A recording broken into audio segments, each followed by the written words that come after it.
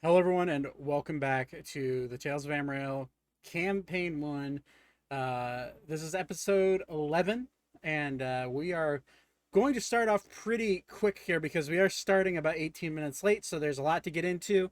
If you want to go check out the podcasts and all that stuff, that should be posted tomorrow at 5:30 p.m. Eastern Time. That is Monday, every Monday at 5:30 p.m. Eastern Time, as well as the YouTube channel will have this full recording sitting there. So, let me turn on my things. Alexa, turn on neons. Shuffling songs by Alexa, no. Alexa, turn on neons. Motherfucker. Am I gonna have to do this myself? Alexa. Whatever. I'm gonna do it myself. This is what we get for having technology, folks. All right, there we go. All right, so let's get right into it. Jesus, bro. All right. Okay. Is the music stream up? Oh yeah, it is. Good. Were you having There it Alexa is. trouble? Yeah, bro. It's like I was just like I wanted her to turn on my lights, and she's just like, "All right, I'll play songs from Beyonce." What? It's Alexa, like, play Despacito. no. All right. So, last we left off. So, obviously there were some people missing last week. So I guess we'll go over a little bit what happened. So after Aiko and Vaten had entered the tree, the remaining group had a hard decision to make between either seeking out advice with the king of the forest, Alan, who was the Furbolg that Elka and Ori had met the night before near the bridge, or um, just making a jump of faith and going into the tree after Vaten and Aiko. They had elected to go and talk to Alan. However, before they had the chance to, they were specifically Zane was pounced upon and attacked by the creature that is known as the shapeshifter, at least in the woods that you guys inhabit currently. That was taking the place or was taking the shape of Zane. Um, Zane was knocked prone, and a battle ensued where uh, the party was cutting into this thing and doing everything they could to take it down. Eventually, uh, the creature successfully dominated person, cast a dominate person on Zane and was dragging him away against Zane's will. That is where a form of nullification magic came through the area and knocked Zane out of his trance. And suddenly Alan, the king of the forest, uh, showed up and basically saved Zane from being taken away to whatever shapeshifter wanted to take him. Um, the creature itself was ensnared in Alan's earth bind trap, and it then in turn tried to dimension door away, cutting off its legs because it was caught by Alan's trap. Uh, all that was left were the legs. You then had a slight altercation with Alan at the tree, where Ori and Thaddeus attempted to push Alan into the tree to see where he would go. Alan did not like this. Alan then turned into a hybrid wolf form and proceeded to attack Ori and Thaddeus, that giving away that he may be the werewolf that is in these woods. All of Zane was able to quail his, I guess, anger, his frustration, and Alan then went straight into figuring out what the tree is about. You guys got the sense that Alan was uh, a very well tempered guy if you just talk to him. But in turn, you guys all ended up going into the tree, and that is where all of you found yourself in different caverns of this massive, seemingly just a massive cave. And that's where we left off. We have yet to go over where Vaten, Aiko, and Beep, and also Alan joined you in this endeavor. Um, I guess we can start off with we had a a cliffhanger with Aiko, but before we get to Aiko, we're going to uh, we're going to touch on Vaten first. So before we do that, let's find a good, nice music so we can. What does this sound like? A little too sad. I should just go through all these. There we go. All right, Vaten, you last we left off with you, you were falling endlessly, and you had grabbed onto the feet of your wildfire spirit, and you're gliding down on your, which is basically some sort like a small little fire newt dragon thing, salamander. Yep. You're able to start gliding down from the dim glow from your wildfire spirit. You were able to. I don't like this. There we go. That sounds better. You were able to ascertain that you are in some sort of chamber that is vertical, and all you see around you is rocks and like stone in every which direction. You get the sense that this is a smaller vertical shaft, but it's of some. But you have just enough space in there where you can glide down on your wildfire spirit. What do you want to do? You're midway in the air. You cannot see the ground, and you cannot see the ceiling. I think I'm gonna how slow am I gliding? Like, if I was like to touch a wall, would I, get out and to flip into oblivion, or? So you're currently gliding down, I'd say probably 15 feet every second or so. So you're still falling at a fairly quick rate because the wildfire spirit isn't that big, but you're also not that large yourself. But it is enough. It's kind of like it's not so much a child trying to jump off the roof with their bedsheet type of glide, but it's almost like you're a. Have you ever seen the videos of the dogs with the helium balloons being attached to them, and they're just like slowly going up and then falling slowly down? It's kind of like no, but I kind of have the. I get the vibe of what you're going for. Right. You're slow. You're falling slowly enough, but if you bump into anything that you're asking a question of you, but you're not going to tumble or anything because you're flying slow enough that you're able to touch the wall and bounce off of it if you need to. Okay. I'm gonna start doing just that, kind of poking off the walls to see if there's a decent, any sort of like decent nook or anything that I could maybe duck into for a second. Okay. I'm gonna say, because you are falling, but you can see fairly well now because you no longer have rushing wind in your face from just falling like a lead weight. So yeah, I would say I'm gonna say make a perception check with a dim light from your wildfire spirit. You can see both like all the walls around you. It's probably 20-ish feet on each side from you. So Okay. if you make a regular roll perception check. Ooh. 12. Yeah, 12's good enough. You look around, and as you're falling, you can't see the bottom, but you do see what seems like a cliff ledge that is probably about 2 feet long. At least it's probably about 60 feet below you, and you could just barely see it. But as you're falling, it's going to be a bang bang thing because you aren't necessarily like gliding down like if you had a parachute, but you are falling at a lot quicker rate than you would be. So I'm gonna say, if you want to try to go for this cliff, I'm gonna have you make an acrobatics or an athletics check. Okay. It should be big enough for you to stand on. And then next question is, do I hear anybody like screaming above or below or echoes thereof? Do I hear anything in the...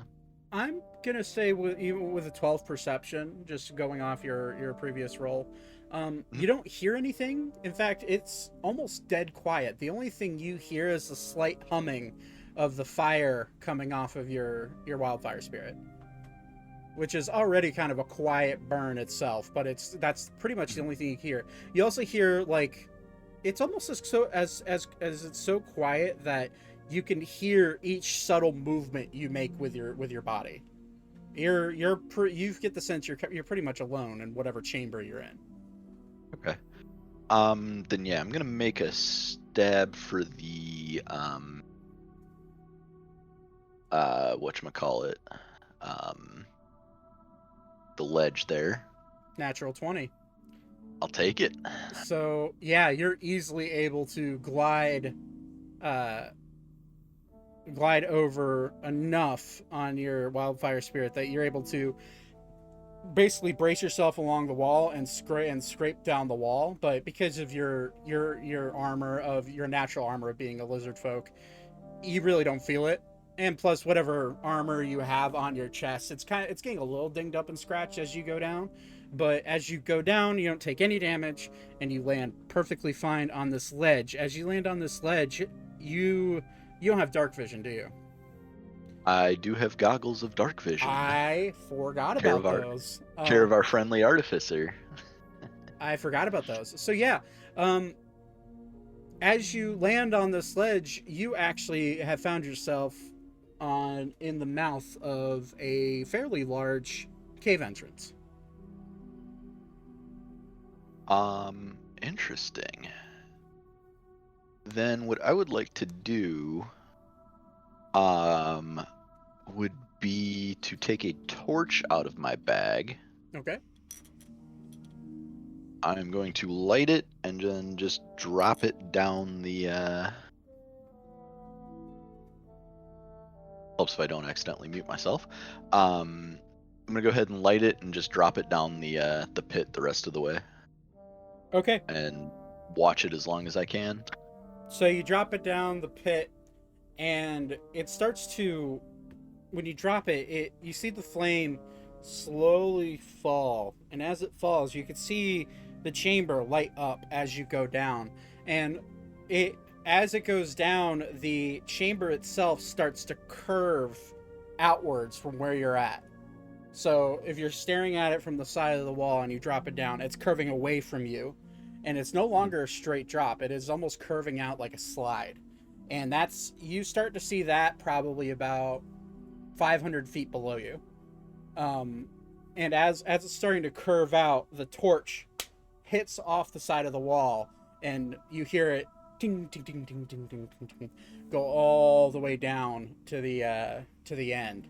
And you hear this go down. You hear it until it's out of earshot. Okay. So I probably don't want to go down that way. Then I will go ahead and take a gander into the cave a little bit deeper. Okay. Yeah, as you walk in, you have found yourself not in a cave, but in another chamber. There's another tunnel of sorts. And as far as you can see, even with the dark vision goggles, it goes back a very long way. Okay.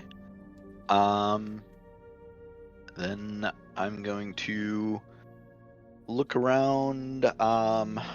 Nothing on the walls, I'm guessing. How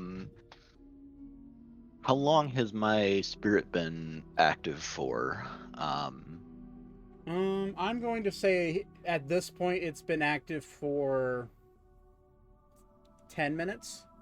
Okay. So I'm going to send it kind of wide along one wall, and I will take myself kind of along the other wall. Basically using it as bait. Okay. As you do that, I'm gonna need you to make just a general dexterity check. Even with dark vision, you are walking through what's considered rough terrain. Sure. With an 11, you find yourself. It kind of takes you by surprise because almost like an optical illusion. You're looking forward, but you watch your wildfire spirit start to slowly raise above you as it walks ahead on the other side of the wall, and you are. It's just enough with 11. It's just enough to catch yourself before you kick what seem like stair steps, carved stair steps that are slowly starting to go upwards into this chamber. But you're able to walk up them just fine. Your wildfire spirit continues walking, and you get the sense that it's probably a full head or a full U-sized ledge that these stairs go up. But as you walk up the stairs, you find yourself in more total darkness as the cavern continues to lead away. Let's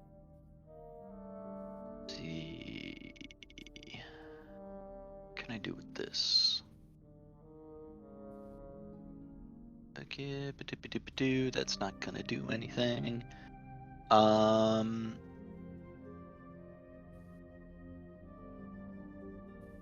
Okay, I'm gonna kind of reach down, pick up a pebble or something, Okay. cast magic stone, and just fling it at the wall. Okay. Just at the wall next to you? Yeah, I mean, not so that I'm gonna get hit with the rebound or anything, Right, but right. enough to make a fairly loud, like, crack noise type of thing. All right, I'm gonna say just roll a regular attack. Use your Oh, I have the magic stone attack, so yeah. Use the magic stone attack. That's fine. Boom. 16. Yeah, I mean you're trying to throw a wall. This was to base on where the pebble goes afterwards, and how hard you throw it. So with a 16, you whip it like just full on baseball throw, whip it across the wall, and the magic stone goes flying, bouncing probably about a good 5 to 6 feet off the ricochet down into the center of the chamber. It makes a rock against rock clanging noise, and it echoes, and you hear the echo reverberate behind you, and it reverberates all the way. It reverberates forever, a good 5-10 seconds down the chamber in front of you, and it goes so far away that you can't hear it anymore.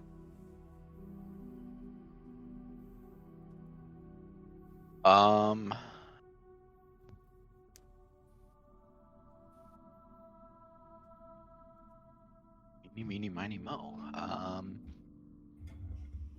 Treacherous drop or unknown cavern. This is Yeah. We're going back for the treacherous drop, I think. Vaten isn't normally one to speak to himself, but he's a little freaked out right now, so he's gonna kind of, in the general direction of his wildfire spirit, go, come.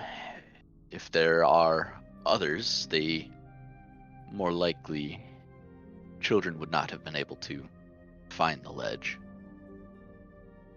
okay. Come.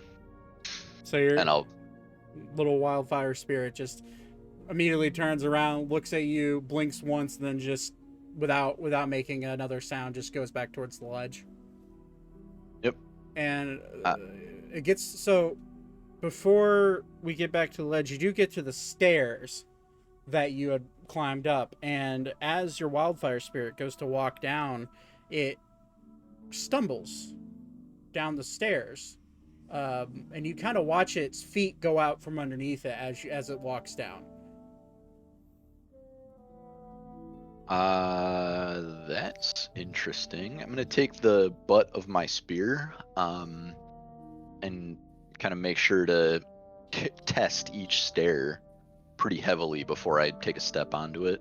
Okay. The first stair that you put your the base of your staff in, you hear and smell this. Well, you smell this like rotting, like almost dead corpse smell. Definitely post-mortem smell. And as you put your staff down, you hear this with your dark vision, there is some form of liquid on these stairs that was not there when you first walked up them. Okay. Did it seem like does it seem like my spear is like being in a way? Is it like acidic or anything? Oh, Acidic. Yeah, you get the sense that this is some sort of corrosive liquid, and it's starting to slowly not eat away at your staff, but you can start to see it like kind of bring up a little bit of smoke. Like it's a weird, and it smells awful, but it's some form of acidic compound that is slowly eating away at the wood on your staff. Okay. I am not happy about that, so I'm gonna pull it back.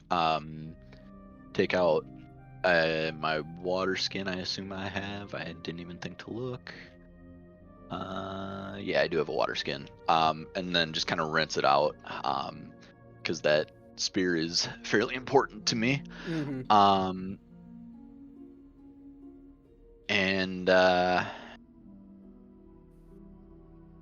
yeah, without a word, I'm gonna turn around and keep heading towards the into the cavern then. Okay.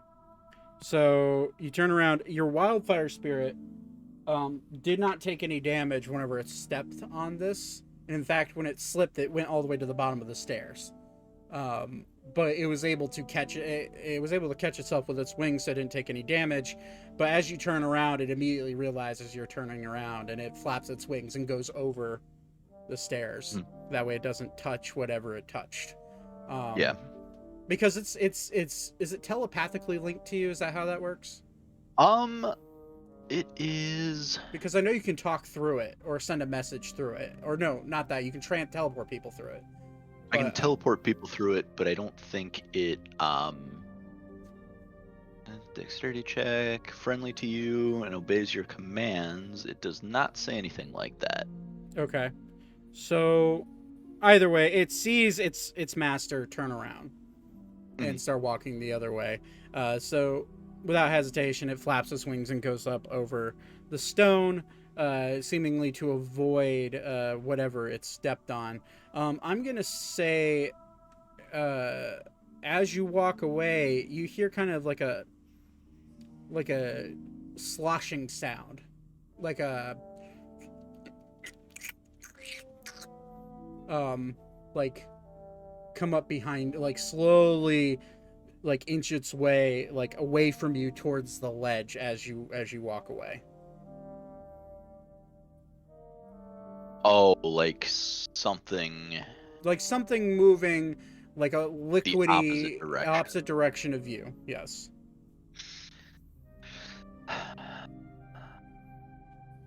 Going to oh man. But I just hear like the wet sack of stuff sound. I don't hear anything like words or any No. It almost sounds like water sloshing around inside of a water skin as it moves away. Yeah.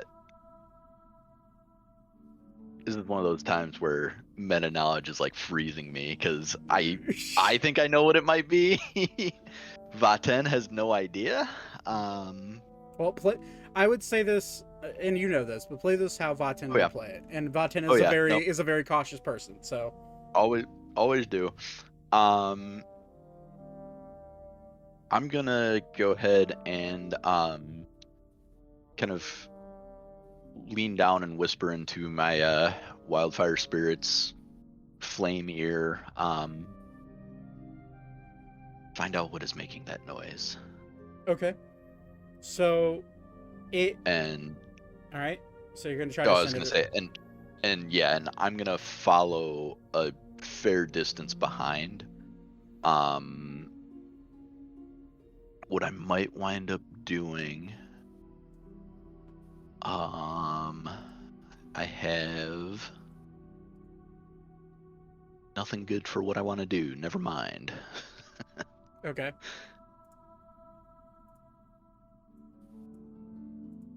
So, as your wildfire spirit kind of creeps along and gets to the edge of the stairs, and how far behind it are you following? Because you've just gotten back, you've turned around and probably gone about 10-15 feet away from the stairs.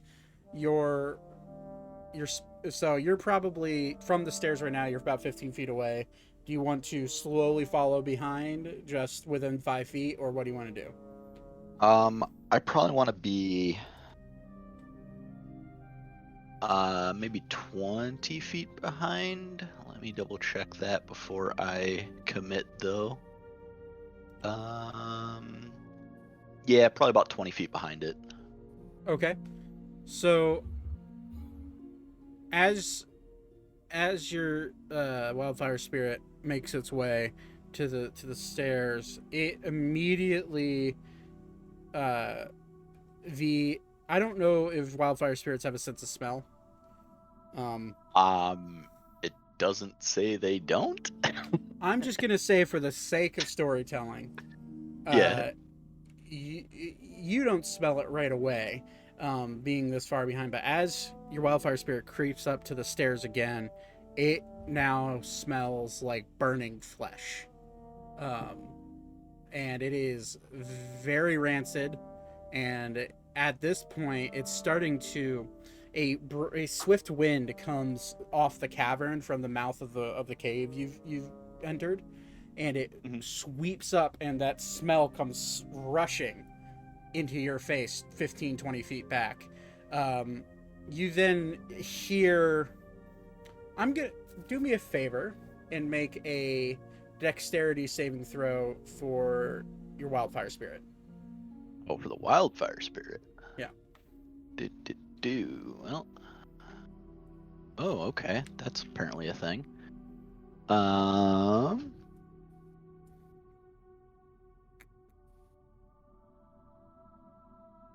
that. 21. You watch as your wildfire spirit takes a 5-foot jump backwards as something lands right next to it, as if it was trying to pounce on top of it. You using your dark vision, what you now see is this small, blobby looking thing. It's kind of transparent, and it's like you could just barely see the outline of it, and it's like in a weird, like slightly spherical, slightly cubish form as it's moving slowly towards your wildfire spirit. Would you say that it is gelatinous in origin? I would say it is, yes. Well, now that Vaten and I are on the same page, well, not quite. I'm gonna take a couple extra steps back, have my wildfire spirit back off of it. Gonna point my spear at it and just say, "Slimy one, are you friend or foe?" No response. It's just kind of swaying back and forth, slowly creeping towards your wildfire spirit.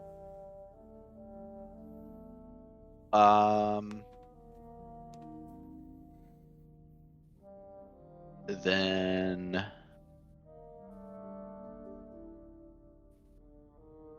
I'm gonna go ahead and have the wildfire spirit fling a flame seed at it. Okay. I'm going to say roll for an attack then. Ooh. 9. That wasn't great. 9 hits. Oh boy. So as it go and roll damage.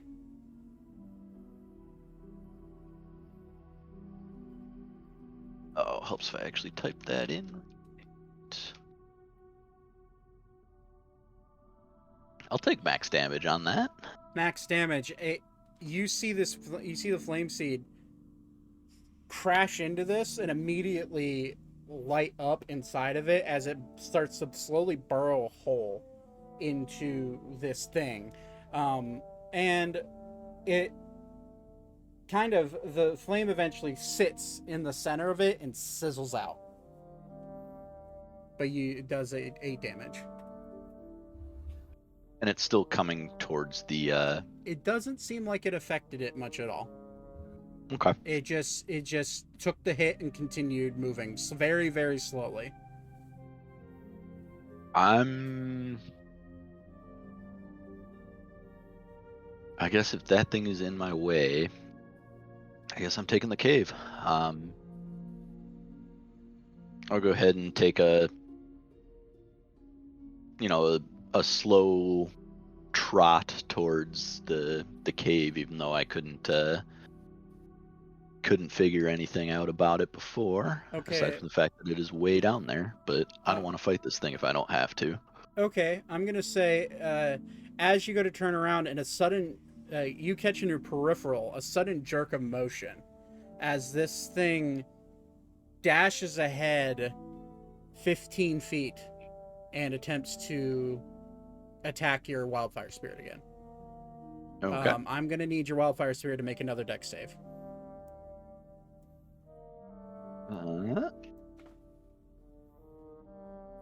Nope, that wasn't right. 17. 17.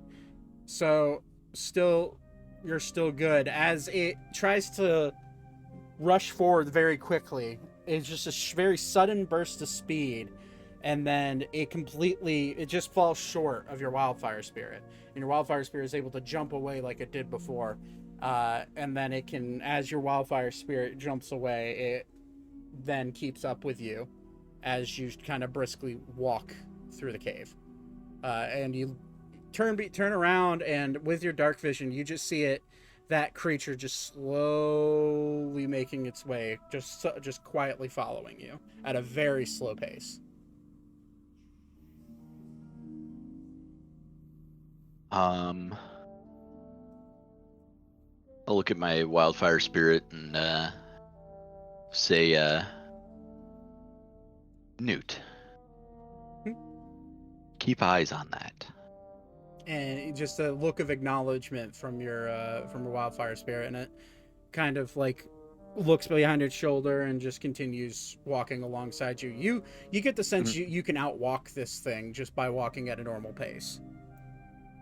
That's kind of what I got to, but I wasn't sure, and I'm not taking the chance to not have this thing watch my back for another 40 minutes or so. Right.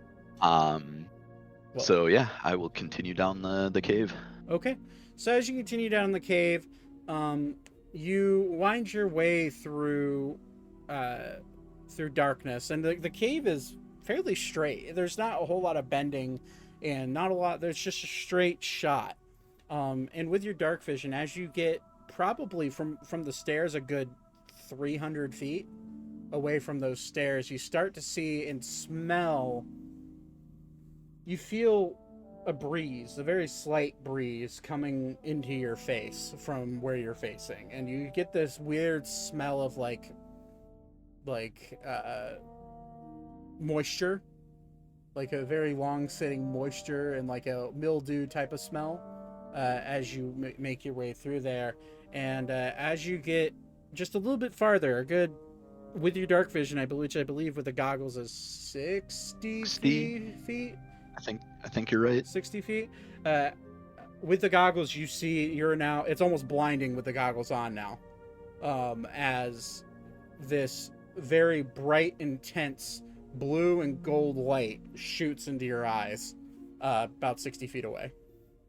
I will go ahead and tuck the goggles up into my turban, and keep making my way towards that light. Okay, so as you make your way into that area, you get to another mouth of a cave, and you find yourself staring down at a chamber that is easily thousands of feet wide. And you're looking down, and you see a tree with golden leaves and crystals, blue crystals coming out of the ground along the wall. And you're about, when you get to the mouth of the cave, you find yourself easily 200 feet up from the base of this chamber. I'm going to say when you get to the mouth there, make a perception check for me. 24. It's hard to see because of your because of where you're at. But with a 24, you kind of squint your eyes way down, and you see what looks to be two of your companions already there next to each other, leaning. As you look down more, you see this branching landscape of small little streams that are surrounding this tree. And as you look closer, you see Elka and Thaddeus sitting next to one of these streams, kind of just talking amongst themselves. But you are over 200 feet over 200 feet in the air, and away from them, you're every bit of 300 to 400 feet away.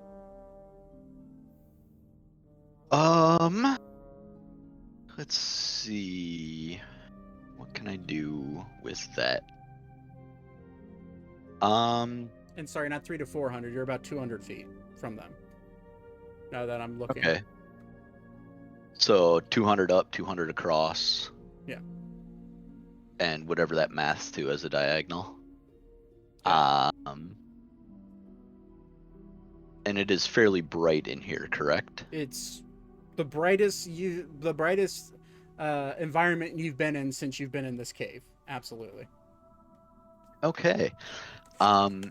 Naturally, I've never summoned the newt until I was away from everybody, and I am aware of that. So I know that they wouldn't necessarily know that it is friendly if I sent it ahead of me. But I will try to call out, clumsy one, long ears, pale. Make a performance check. Oh boy.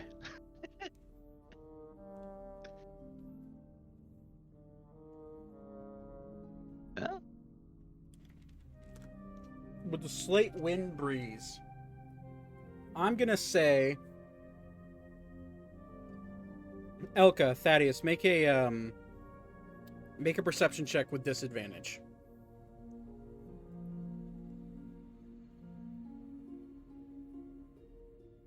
I need it. 16. With disadvantage? Yeah, I rolled a 16 and a 17. And Thaddeus rolled a 5 with disadvantage. So with a 17, you hear a very quiet, like muffled voice, familiar voice, coming from way far into the chamber, out of your view sight from where you are at.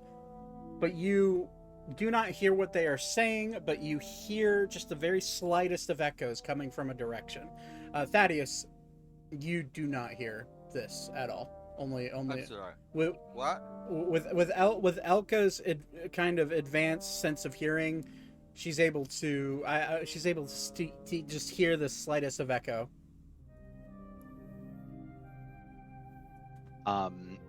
If it looks like they don't recognize, if they don't make any sort of definitive, like, oh hey, that's a something. Mm-hmm. No, you know what? I wouldn't do that. Never mind. I'm gonna go ahead and grab my wildfire spirit and try to kind of Sonic and Tails this thing down to the ground so I can start making my way across to them. So your wildfire spirit glides down, and it's enough that it's like I've been trying to figure out a way to describe this, but I think I figured it out. I don't know if you've ever seen any videos of like a parachuter getting their parachute tangled, and it's just enough resistance to slow them down, but it's not enough to break their fall and land safely. It's kind of like that, but just slightly slower. Like there's enough wind resistance that if as you're gliding down, which Elka is slightly aware of there being a noise off in the distance. As you glide down, actually, it's going to be easier if I just show you on a map. Fair.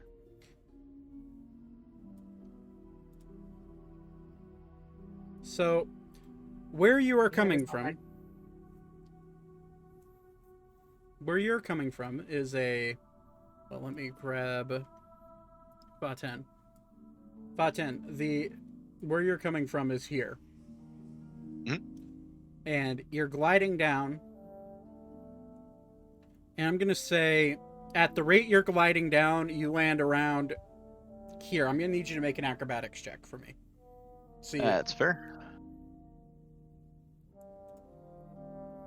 natural Yeah, one. buddy. You go to let go as you get within safe landing distance. You go to let go of your wildfire creature, and your feet hit the ground, but the tip of your toes, your claws, hit what you didn't see was a little boulder, a small little 2-foot boulder.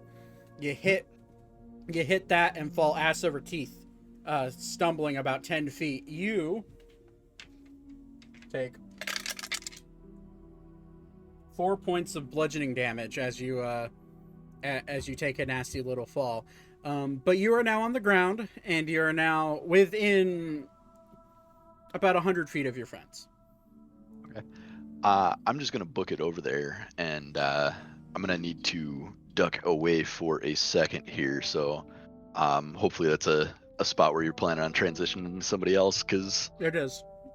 perfect. Then yeah, I'm do gonna. what you gotta do. Cool. Thanks. So as we look away from that for a moment, Beep,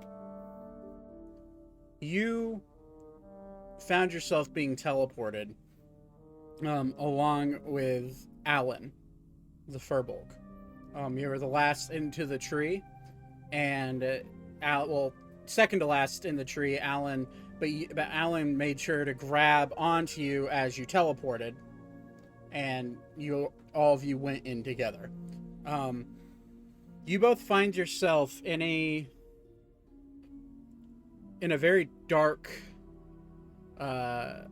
room of this cave. It's like a very rock-sided room. As you land, you immediately, with your dark vision, you immediately see that Alan is with you. And Alan kind of shakes off the weirdness of the teleportation, looks at you, he's like, well, I see. I have to get the accent. It's coming. Well, I see we're in this together, huh, my furry friend? Beep. Is that all you say? All right. Well, this should be interesting. And he immediately reaches into his satchel and whips out a torch and looks around. And as he does, the light from the torch illuminates this room. And it seems like the room has no exit. It's almost like a cube. You look up, and the ceiling above you is only about 10 feet. And from wall to wall, you can with how large and long you are, you can see that if you were you, there's not much room for activities in this room. It's maybe a 10 by 10 room. So, Alan kind of looks around. He's like, well, looks like we're trapped. Anything to get us out of this mess?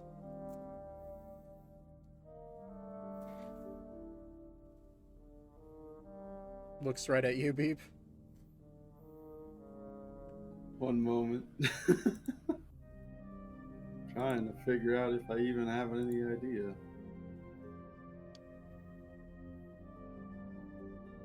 So, first thing I'll do is I'll go up to the wall and I'll start feeling along it, see if like it's one of those secret room puzzle things. Okay. You gotta push in on a brick or something. I'm gonna have Alan, seeing you do this, is also gonna do it on the other side. And Alright. I'm gonna need you both. I'm gonna have you make an investigation check, and I'll have him make one. So 15 on his end.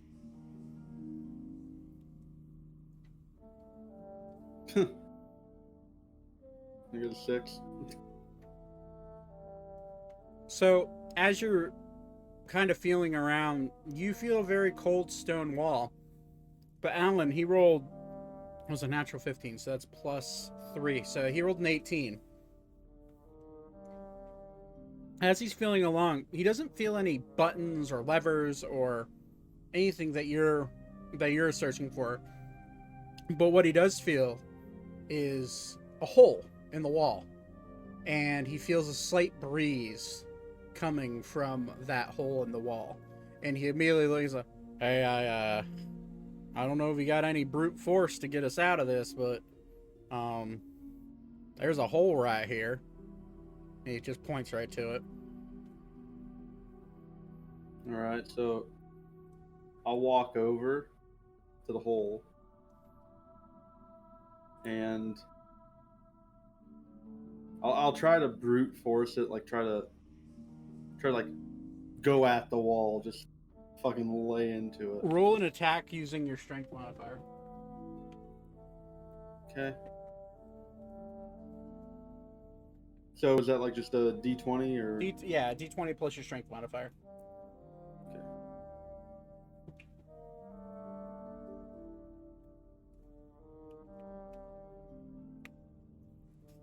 $19.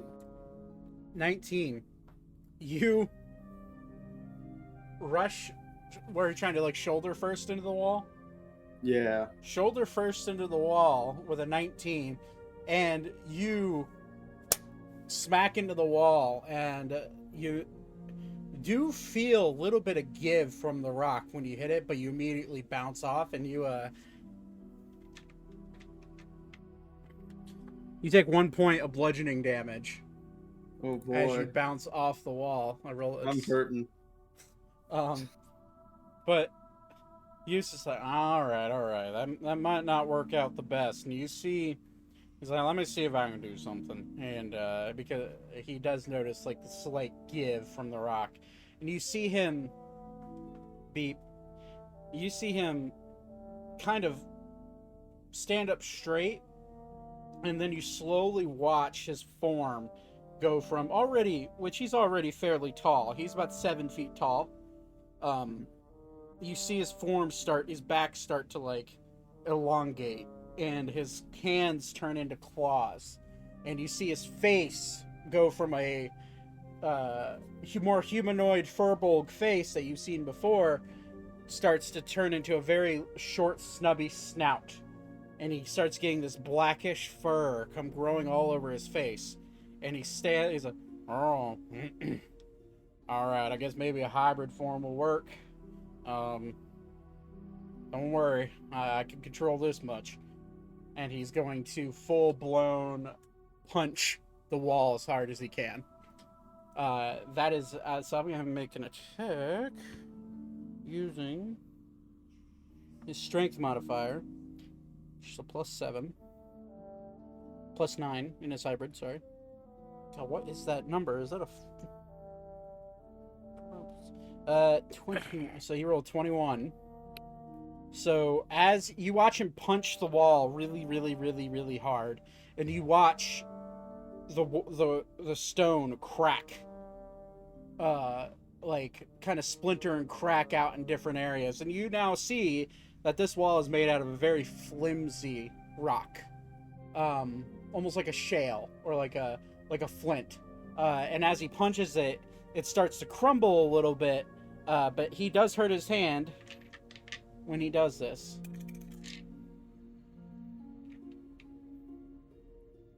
And he takes 4 points of damage reduced by half. So he takes 2 points of bludgeoning damage as he punches this wall.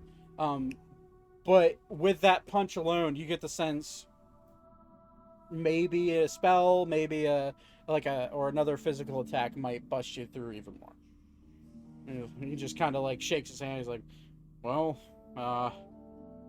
think I got somewhere. What does Beep want to do?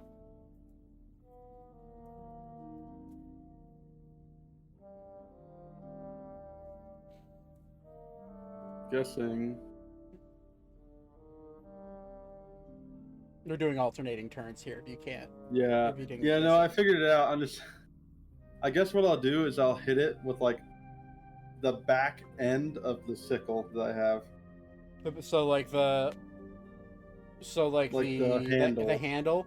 So you're gonna Yeah. okay. So roll Basically punt it. roll an attack using that sickle. All right. That's the Six. is that +4? Wow. So you rolled a 2. Yeah. Well, on the bright side, you're punching a wall. So you need to you only need to hit a 5 Okay. to do it. The wall is not moving. So you hammer onto it. Go and roll. I'm gonna say roll damage because this matters on what happens next. Right.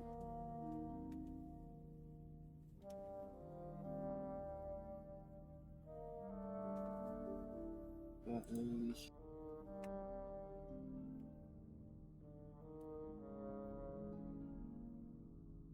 4. 4 points of damage. So as you bash this thing in, you watch chips of rock clear away and get blasted into dust, just from the impact of using a tool on it. And you immediately feel this rush of cool air come bursting into this chamber. With your dark vision, you kind of can look just barely. It's like a baseball-sized hole now on the other side, and you get the sense that this wall really isn't that thick. And you look in there, and you can now see that with that damage you did, it's probably only going to take one small little strike to collapse the remainder of the supports of this wall. So Eustace is going to, in his hybrid form, his name's Alan. I literally have it written here. Why did I give myself 2 Furbolg werewolves? That's just... Alan. Alan, his name is Alan. Alan is going to... You're going to see him grip his claws and take the tips of his claws and scratch them along his arms, his forearms. You're gonna see blood start to drip down off of them, and that blood's gonna turn into an icy, an icy type of almost like a boxing glove off of his nails, and he's just going to full blown punch the wall, and he's gonna roll for that. He rolled a natural 1. So as he goes to punch through it, he trips and he smacks his head off of the wall and falls face first, and all the weight of Eustace going into this wall collapses the wall in front of you, and you just see, and all of a sudden you start to feel this rumbling from this room you're in, and you get the sense that you might need to get the fuck out. And Eustace takes, falling forward, Alan. His name is Eustace Jr., okay? Eustace Jr. We're retconning it. I'm fucking tired of it. Wait, his middle name is Eustace, named after his uncle Eustace. For those of you who don't know, Eustace was a character I had before who's a Furbolg and a werewolf that died. And now I gave myself another Furbolg. Allegedly. He died. He's fucking dead, alright? Allegedly. I don't believe you. Okay. Alan takes 8 points of damage, reduced to half, because he takes half bludgeoning and slashing and piercing damage. Does he take half damage because Eustace got the other half? No, it's because he's a werewolf hybrid. Fuck you. Eustace somewhere just what the fuck? Eustace in his grave is just like, that motherfucker. Alan falls forward and all of a sudden the oh boy, Beep, you look up and the ceiling of this room that you're in is starting to slowly shake, because of the collapsing of this wall. I'm going to need to make Eustace. Alan. His name is Alan. I'm just ignore me if I call him Eustace. We will not. I'm not going to. Alan.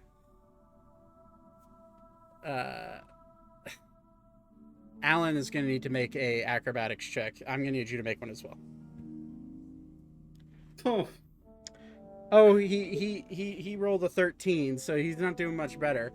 Alan, and he's rolling with disadvantage because he's currently prone. yeah. My sad thing is I've had proficiency. Yeah, I know. So for he rolled a 13 because he rolled an 18 on his second roll. So Alan is able to immediately push himself up in his wolf appearance and able to just barely crawl out of the way. Beep, you're able to jump over him, and you land on a what seems to be solid footing. And as you do, you now see where you were trapped. Inside this in this room, you look, and it is a cube of stone sitting in the middle of this chamber.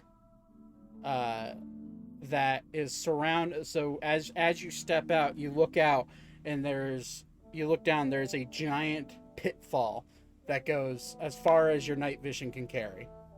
But as you look, this cube collapses in on itself and rumbles to the ground. Alan is going to stand up, and you're going to see him slowly come out of his werewolf form. Actually, he took damage because he used his blood, right? Okay. But he's going to slowly get back down into his furball form. He's gonna look and he's like, well, I'm not much for metaphors, but looks like we're that classic old out of the oven and into the fire moment. And as you look out, you are staring into a 50 to 60 foot abyss surrounding you on this small little pillar of rock in the center.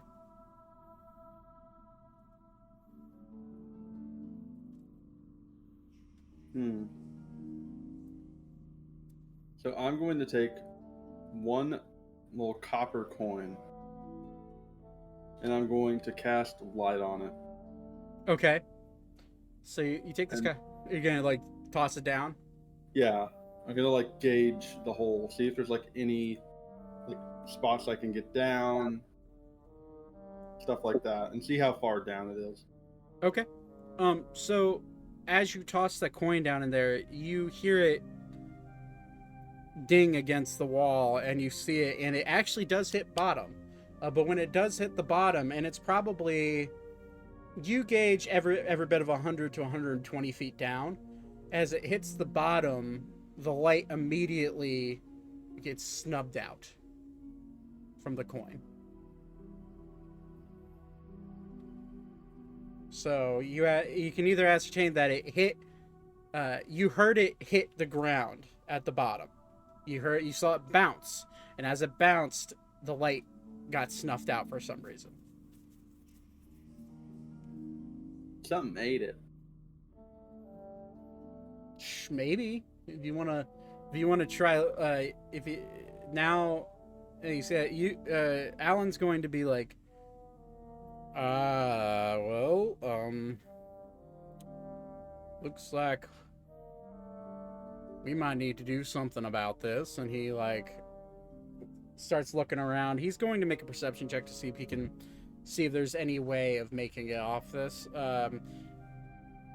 So you see your coin disappear. What do you want to do? I want to also look around and see if there's a gap in the wall that maybe we can go through or something. I'm gonna say roll perception. Okay. Natural 20. Nice.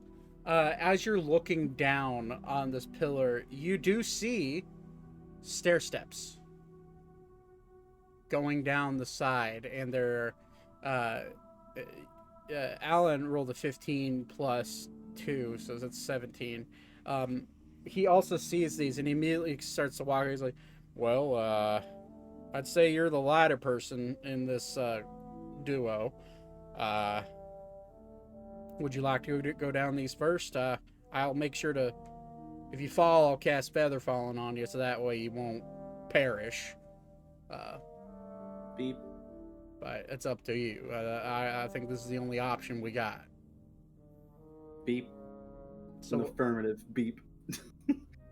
cool. So you're gonna walk down the stairs then. So Yeah. you see these stairs. They're very narrow and they spiral all the way down to the bottom. And with your dark vision, you're able to look, and as you're getting closer, you see at the base of this flooring, the stairs hold your weight just fine. And they're all carved out of stone. And as you look at the bottom, you see something move. Relatively large move at the base. You're probably about 40 feet up. I'd say Like about 40 feet above the. where you see the movement. So going down the stairs, Okay. it's short enough. The stairs are short enough that you making your way down isn't that much of an issue. So you slowly wind your way down, and you do see with your dark vision just slight movement. Alan is slowly walking down the stairs behind you because Alan is very heavy. Alan is probably 350, 360 pounds, and he's very large. And he's taking each step down, and you hear a crash about 20 feet above you as Alan's heel has gone through one of the rock staircases or stairs, and I'm gonna need him to roll a dex check for me.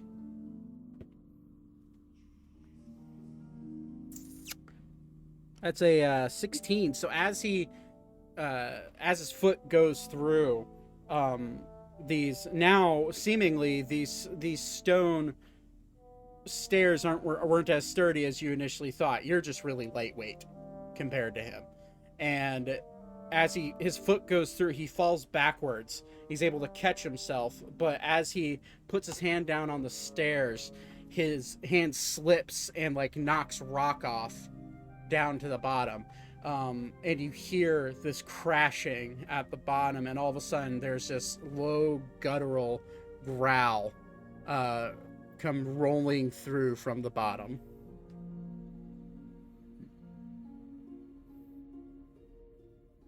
What does Beep want to do?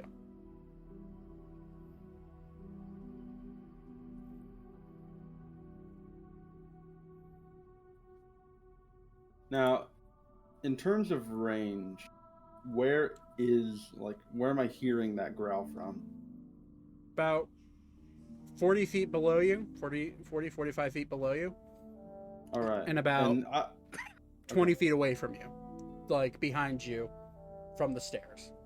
Okay, so like 60 about. Yeah.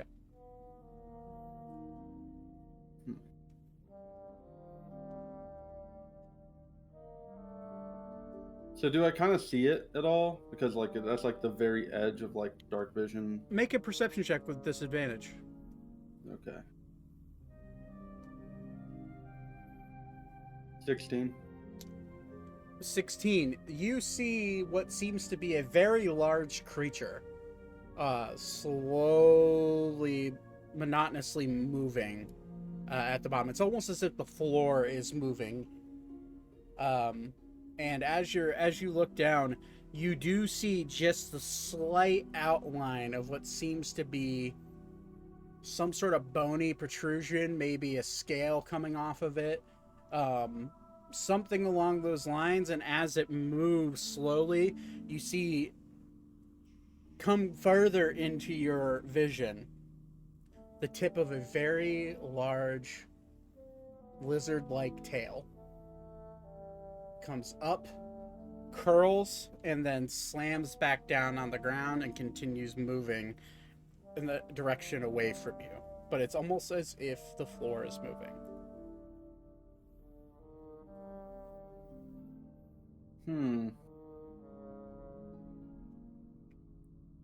Is it still within 60 feet? It is now. Its what you would think is its tail, is just barely in your vision. Okay, I'm going to continue down. Let's say 10 feet down the staircase, just to get a bit closer.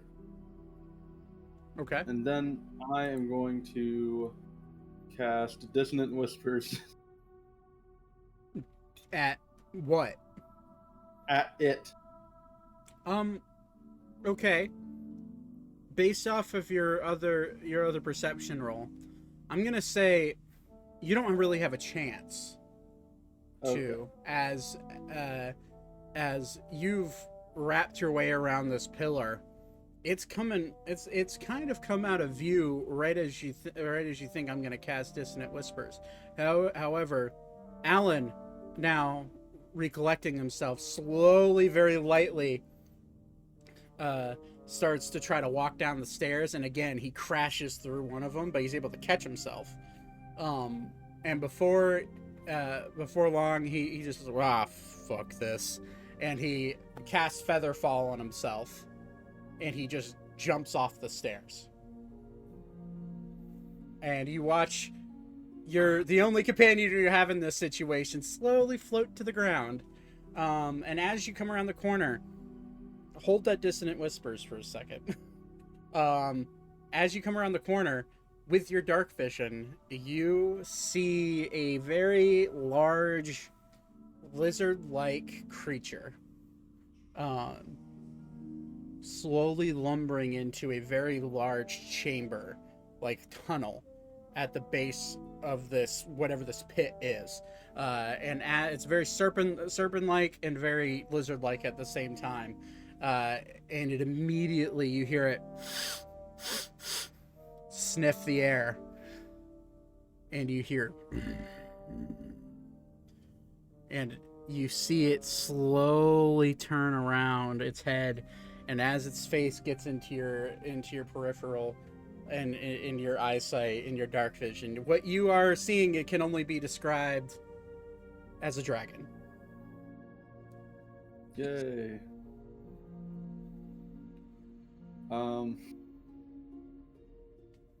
So that tunnel that it was going towards, do I have any knowledge of that tunnel? Is it completely dark? With your dark, it's out of your dark. All you can see is the mouth of it from where you're at. As you make your way down, Alan also sees what this is and is now going to attempt to go the opposite direction around towards you now that he's safely landed on the ground with Featherfall. And he's gonna, we're gonna make him make a stealth check, and we're gonna see if Senior Flesh Ripper is gonna see him. Okay, that's enough. He rolled a 12, which is 15 for him on stealth. Or no, sorry, 14. What's Dragon's perception? Dragon's perception is shit apparently, because that's a 3. So yeah, Alan's able to sneak away very quietly and come towards you. He's like, all right. In a very whispered voice, he's like, all right. As you can see, we don't want to mess with that. Yeah. So I will also enter stealth with 20. Easy. And you see this dragon turn around, and kind of, you see a puff of smoke come out of its nostrils. And it just slowly, from where it slowly turned around to look, it just slowly turns its head back and starts boom, boom, boom, walking down the tunnel away from you guys. And Alan just crouches down, because you are quite shorter than him. All right. I've gotten a good look around this chamber, and That is the only tunnel out of this place. Unless we want to climb up these walls and risk that. But our only options are wall and into the unknown, or dragon. And you start to see his hands start to slowly shake a little bit.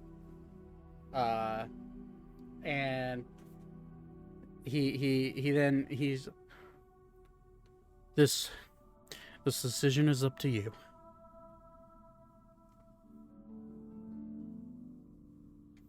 Is there a way I can like calm him with like a persuasion check or something, or maybe a charisma check? I'm gonna say sure. I'm gonna say go ahead and how are you? You're just gonna try to like put your hand on him to just like put my hand on his shoulder, just be like, try to comfort. all right. Make a persuasion check. 25. You're rolling like a goddamn rock star right now. So yeah, he sees that. He put his hand on him. Gesture to him. It's okay. All right. I think we can sneak past him. If he didn't see us there, this is his place, you know? If he didn't see us there, then I have a feeling he was only there because of the because of the noise from the cube, but I don't know. We could probably try to sneak past him, or we could try climbing up this wall. I can only use Featherfall 2 more times today. So it's up to you. I'd point towards the tunnel and just say, very toned down, just.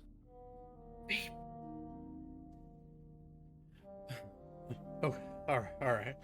And he's like he just slowly stands up and quietly walk towards the tunnel. We're gonna come back to that in a second. All right. So who we have left is Aiko. Aiko, you found yourself falling infinitely, and you landed at the base of what it seemed like a brush of wind came flying up at you and broke your fall as you came flying towards this fire pit. There's this ring of fire on the ground. As you stepped out of that ring of fire and into the cavern, you found yourself face to face with a cloaked, hooded figure in the darkness, and all you heard was, "Dad?"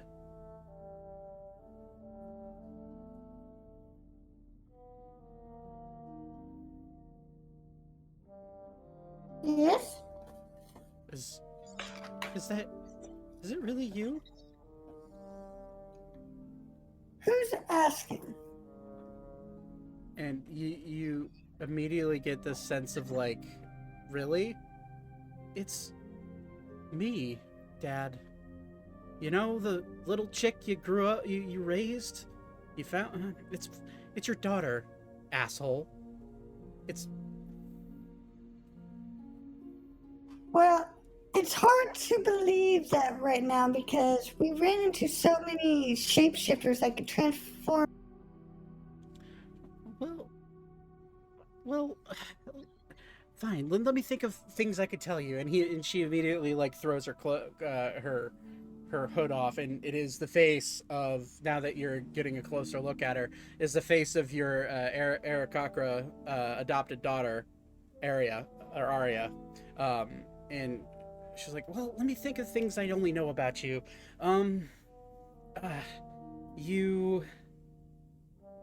You really don't like sweet things a whole lot. Let's see here. You saved me when I was just a little hatchling. Remember that? Me along with Aragon. Where's Aragon, by the way? I don't know. I don't know how else to prove it to you, Dad.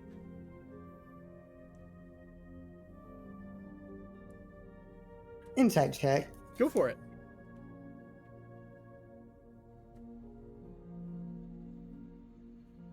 $17.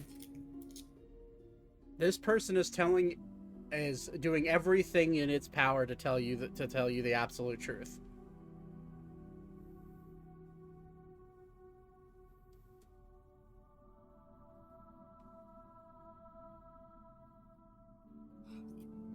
Are you the only one down here? Are there other children? No, I'm not the only one down here. There's no sense in telling you about it right now. Here, do you trust me now? Will you follow me? Will you at least do me that favor? I will follow you, but I will have my guard up because I don't 100% trust you just yet. Fine. And she gestures and she leads you into this chamber, and as you walk closer, you see this fire pit crackling with numerous kids of all ages surrounding this fire, keeping warm. You see tents laid up all around in this chamber. It's probably about a 30 to 40 foot chamber, circular chamber, maybe 20 feet high. And you see these improvised tents made from foliage and leaves. You see like the leaves are slightly golden hued. And there are 30 bodies, people, like actual physical people, all ranging from the age of 3 years old to like 20 years old, sitting here. And she's like, I got sucked into this weird tree, and the next thing I knew, I was falling through the air, and I was able to brace myself because of my feathers, and I landed here. And when I landed here, I was confused. I didn't know how I got to that tree. But when I landed here, I was greeted by this man. This man was incredibly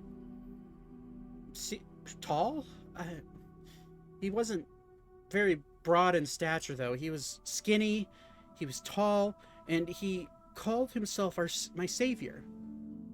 And me being me, I told him that there's no such thing as a savior. And I asked him who he was, and he wouldn't tell me. And I then blacked out, and that's when I woke up in this chamber. And I found myself surrounded by people of all ages, kids primarily, and all of them were very confused. And so I decided that there really isn't much for me to do other than figure out how to get out of here and hopefully help these kids. And I've been doing that the last 2 months. And within the last 2 months, anytime a kid would show up just like I did, I would guide them here and make sure that they'd be fed and, kept warm and had a place to sleep at night. And then now you show up. Dad, what's going on? Well, I'm trying to figure that out too. But who was the first child here? Oh, at least in this camp, the oldest is over here, and she points you into the direction of a kind of tall, younger looking man, probably in his 20s, early 20s, slightly longer beard, human. He has dark black hair with a dark black beard, and she's just like, it's probably Josiah, I think, but let me introduce you. And she waves you over, and she's like, Josiah, I don't know how to say this, but my dad is here. Do you want to talk to him? And you see this as he stands up, he's very tall. He's, compared to you, he's like 6.5 feet tall. And he stands up, and he's broadly built. And he's like, well, hello there. Nice to meet you. I'm Josiah. I've been here for a long time. So I guess ask away. I mean, I've been here the longest, at least in this camp.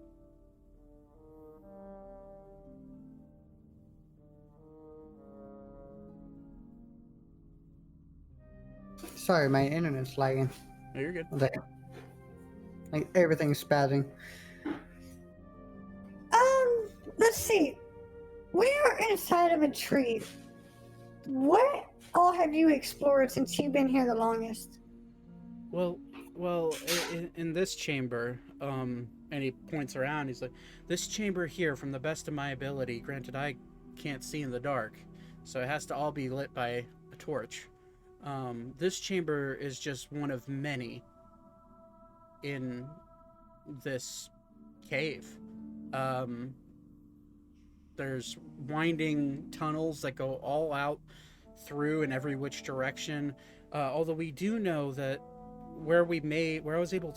I found myself in this cavern.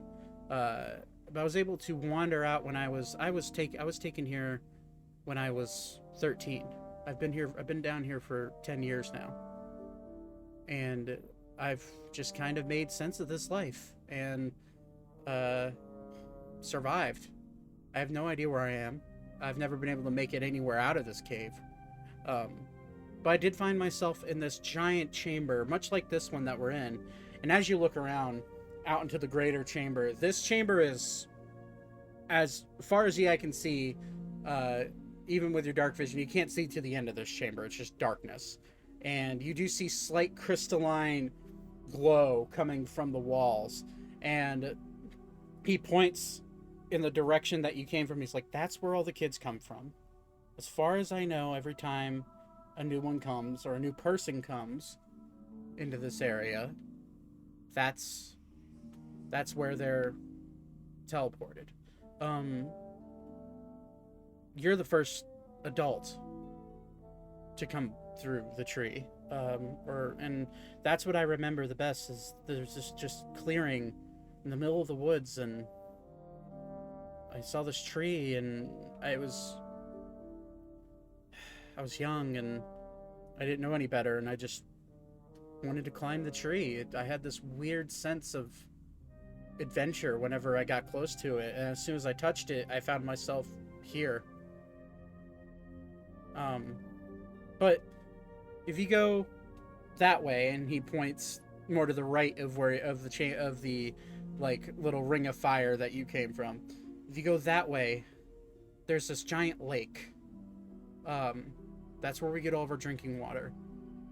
We have to boil it, and there's also a slight stream. There's a stream that, if you go this way and he points to the left, there's a giant tree that has golden leaves. And this chamber is brilliant. And there's this stream coming in and out, weaving around this tree. And every time we drink that water, which it scared me, but when I drink that water, it healed my injuries. And I don't know why that's the case. I couldn't tell you why that's the case. But either way, I don't know. That's how we've been able. That's how I made my hut here. I figured this would be the best safe spot to make a camp, and ever since then, more and more kids started coming in. Some my age, some much younger, some even older than me. But I've been here 10 years. I don't know if any other people have come here before me, but they've never showed up in my camp. Other than you, of course. So, if it's mainly dark here, how are you able to tell how long you've been here? I was born with a really strange brain. I count the days, I count the minutes, and I count the hours. And I was born with ever since I was a kid, I've had the ability to just know exactly what time it is. Also, it does help when you kind of have a good sense of, I mean, to be fair, my counting could be off. But as far as I know, I've been here for around 10 years. So either way, yeah, I don't know what else to say. It's I'd say I'm glad you found your daughter, but how do we get out of this mess? And I've been all around these caves, and I'm afraid to go much deeper than I have. Especially when, as you could see, and he points around, there's kids that are 7, 6, 8 years old. There's actually a toddler that is just barely over the age of 2 that has somehow made its way down in here. And there's kids ranging from, I mean, there's teenagers, there's some adolescents, but most of the kids that are in this group are young, and he kind of gestures over to him, and he's like, these kids have only been here for, most of them, actually a good portion of them came within days of each other, just only a year ago, and now they're here, and I don't know why they're here. I don't know how they got here. They haven't really spoken much. They've just accepted the food and the shelter I provided them. And your daughter has been really helpful. Anytime someone new comes, she goes off into the darkness because she can see, and she brings them back.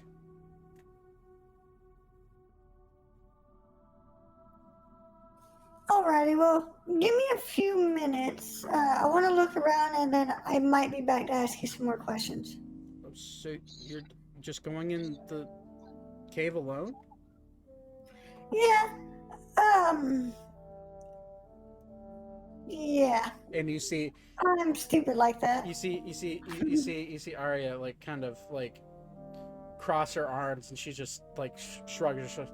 My dad's always like this. He wanders off and disappears for a couple of months, and comes back, says hi, and disappears for another couple of months.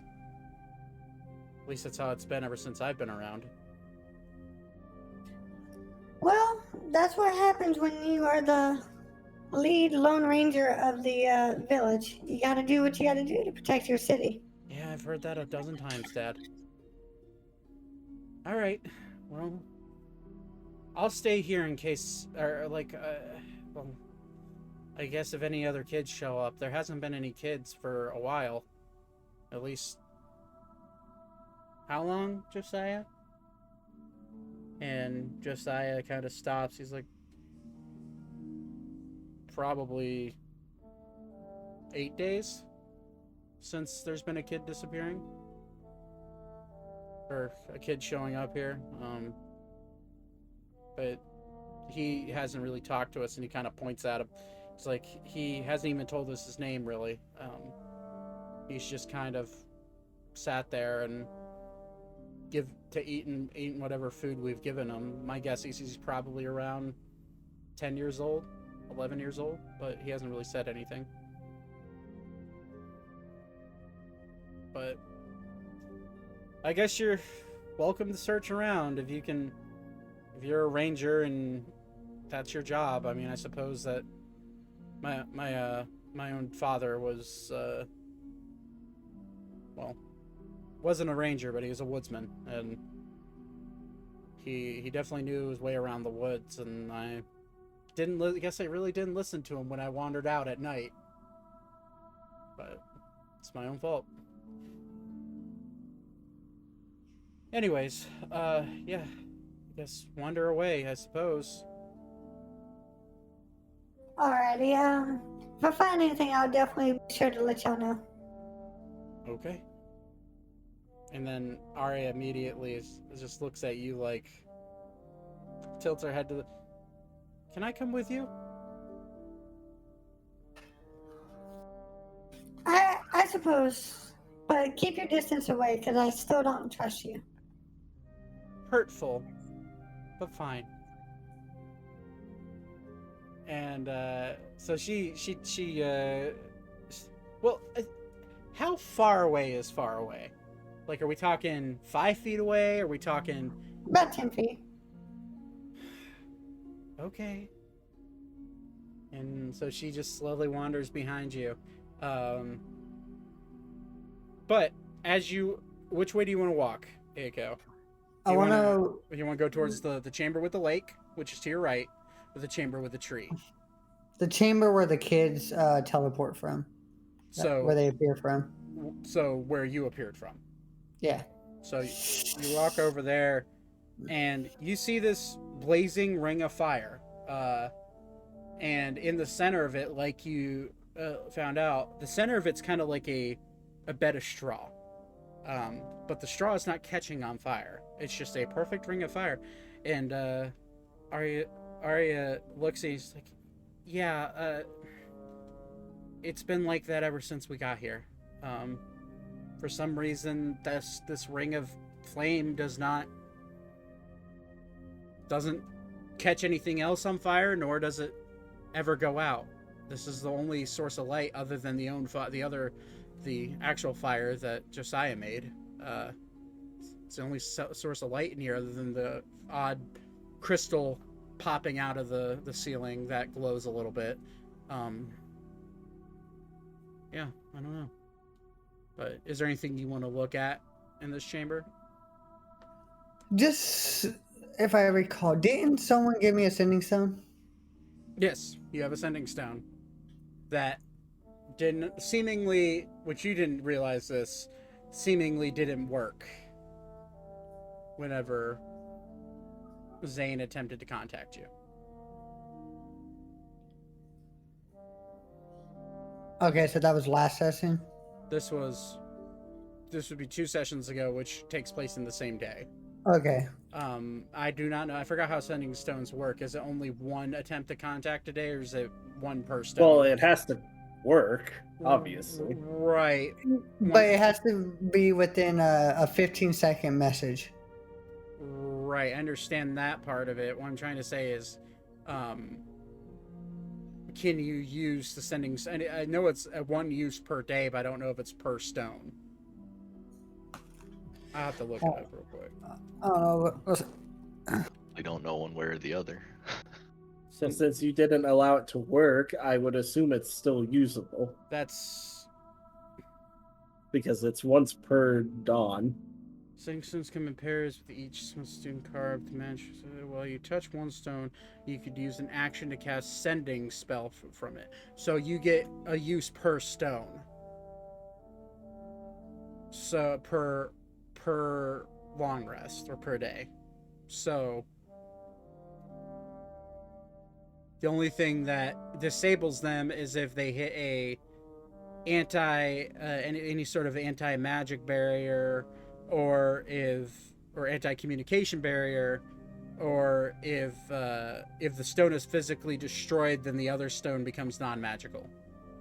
So none of that has happened. So yeah, you could use that sending stone if you want to try to contact whoever's holding it. Yeah, I wanna whip out this sending stone and I wanna send a message. Okay, I'm gonna limit you to 15 words instead of 15 seconds, because that's more fun. Choose your words carefully. I think it's 25 words, but I could be wrong. Is it 25 I think words? so.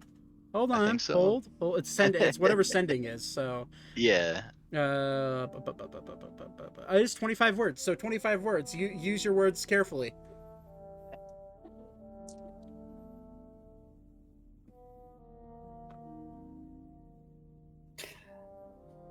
I just want to. He's writing it. He's writing it down. Yeah.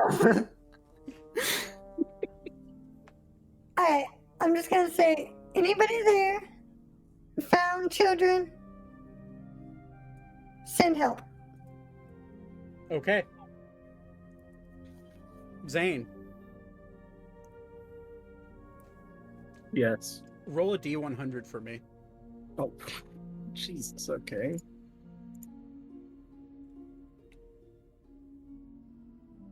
$95. You're fine.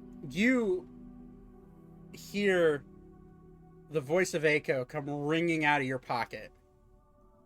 And you hear the message he just said. You have the opportunity to send a message back.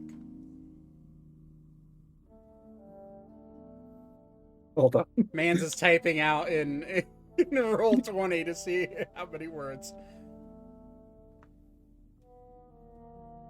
Yeah, I think that's. And just to make sure, I won't be able to respond again, right? Nope. Okay. All right, I'm just gonna reply. I'm stuck on my own. Keep the children safe. I will try to find you. Cool. And send. So you're able to do this, and Aiko, you get the message very loud and clear.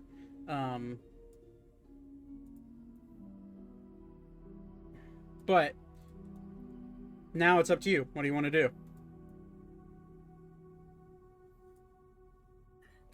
Sheesh kebab.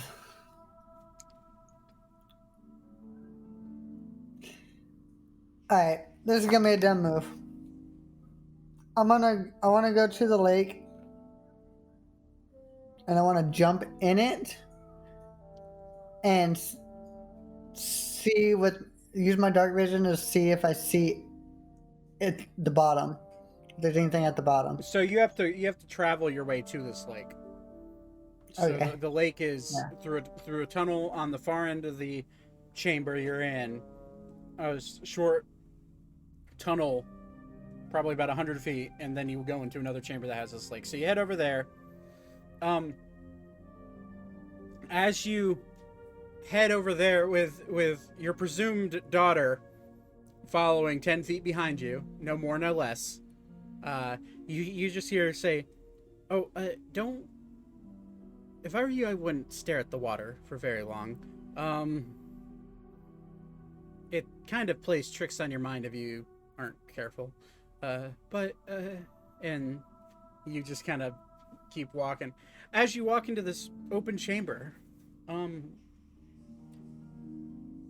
hey Ori, are you there, buddy? You're muted. Yeah, what's kicking? Ori, Alara, you hear footsteps coming from the other end of the chamber you're currently sitting in. And I need you... What do you want to do? You hear footsteps, very faint footsteps.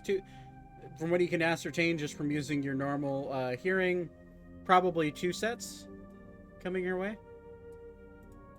Demon, he'll throw an axe in that direction. Are we still like surrounded by that water? You're on like the I guess the shore or the lake side of it. So you're gonna throw axe in the general direction? Yeah, he's gonna be like demon and throw an axe. Oh god. And Lara's just gonna like stay next to his legs, like she's scared. She doesn't really understand. One of those hand axes. Oh, one of your okay. I'd say roll a ranged attack then. How far away? About from where you're at, probably 60 feet, 70 feet. What's the range on a hand axe? As far as you can throw it. Well, there's a range, right? I actually don't know if there's a range on hand axe being thrown. 20 to 60, if I recall correctly. Everything has a range. Fucking 5e. Making Could have a things, thing called gravity. making things not cool. Fuck you, Isaac Newton. Yeah, okay, so 20 feet for close range normal attack, and then 60 feet is would be a ranged, an at range attack. So you'd be able to throw it in the general direction, but I don't think you'd hit anything. 20 to 6. Yeah, I'll throw it. You throw it. Go and roll an attack for me. And this is where Aiko dies.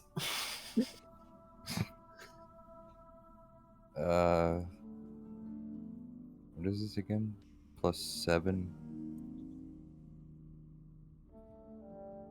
13. 13. So you throw this hand axe as hard and as far as you can. And the axe, you hear it twirling through the air, but it lands just short and bounces on the ground and bounces against the wall on the far end of the chamber. Now, reminder, this chamber is completely lit because of all the crystal around it.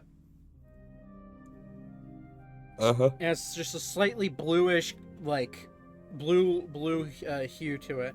And as you hear a clang, Echo, as you get to the opening of this clearing, you see about 10 feet in front of you a hand axe bounce against the ground and bounce at the wall to your right.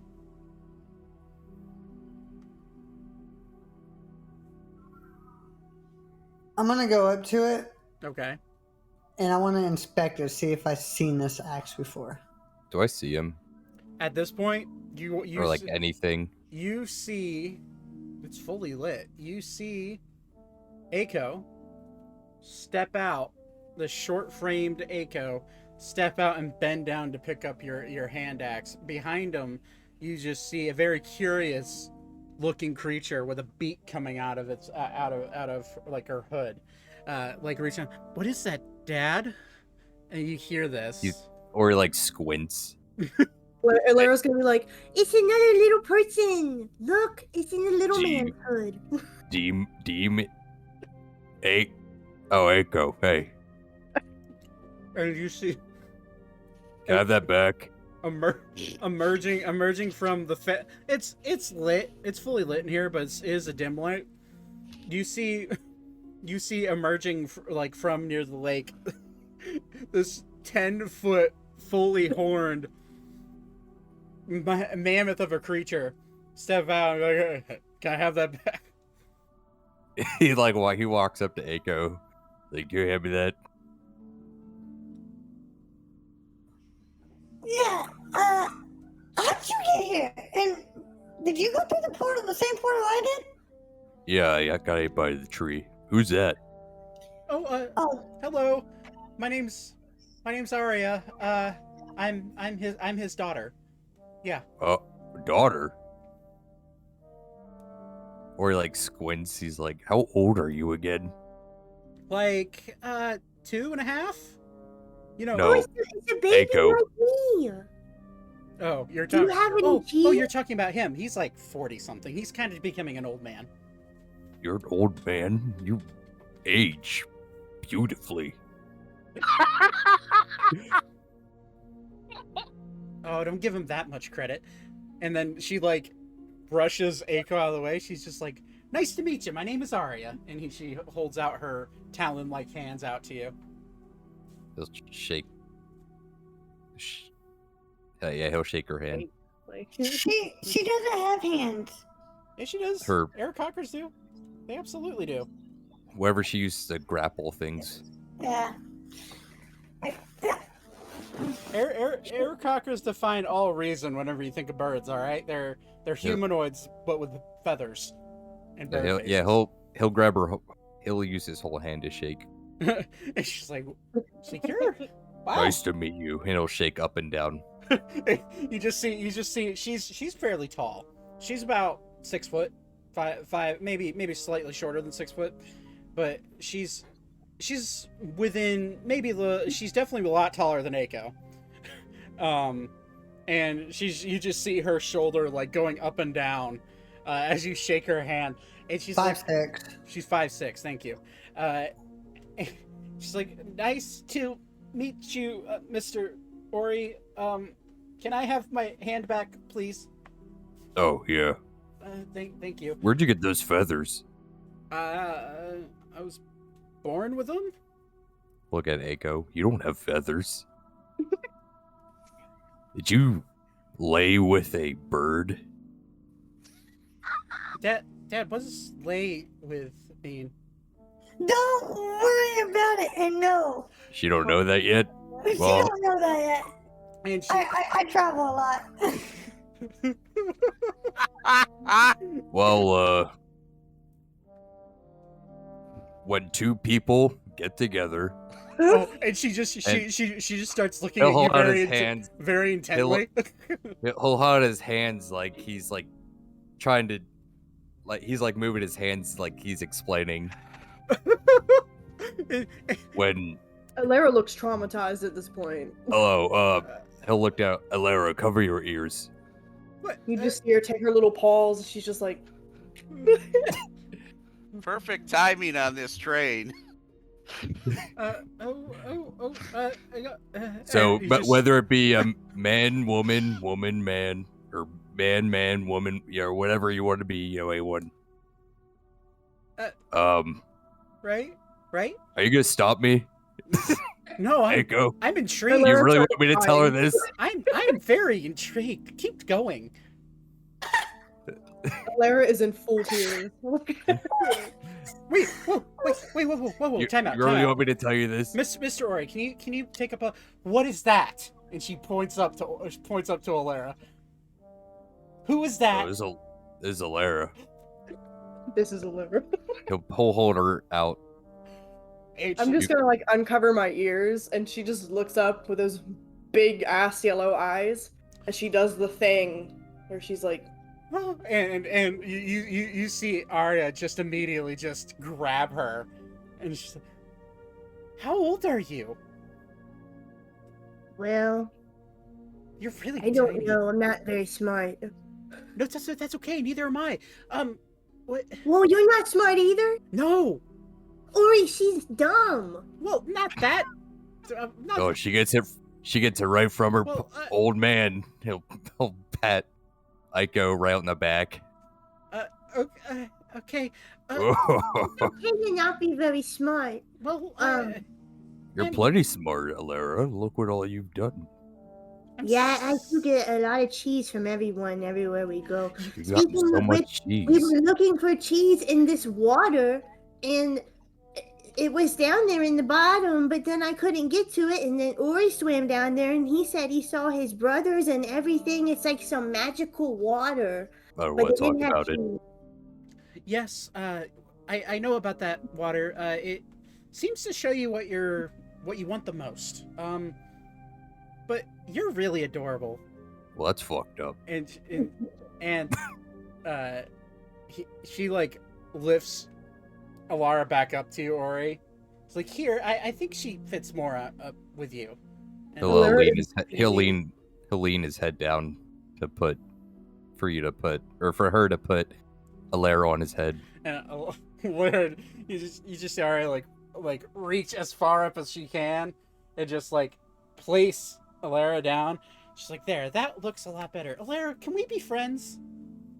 I like you, bird lady. You can be my best friend. I like you too.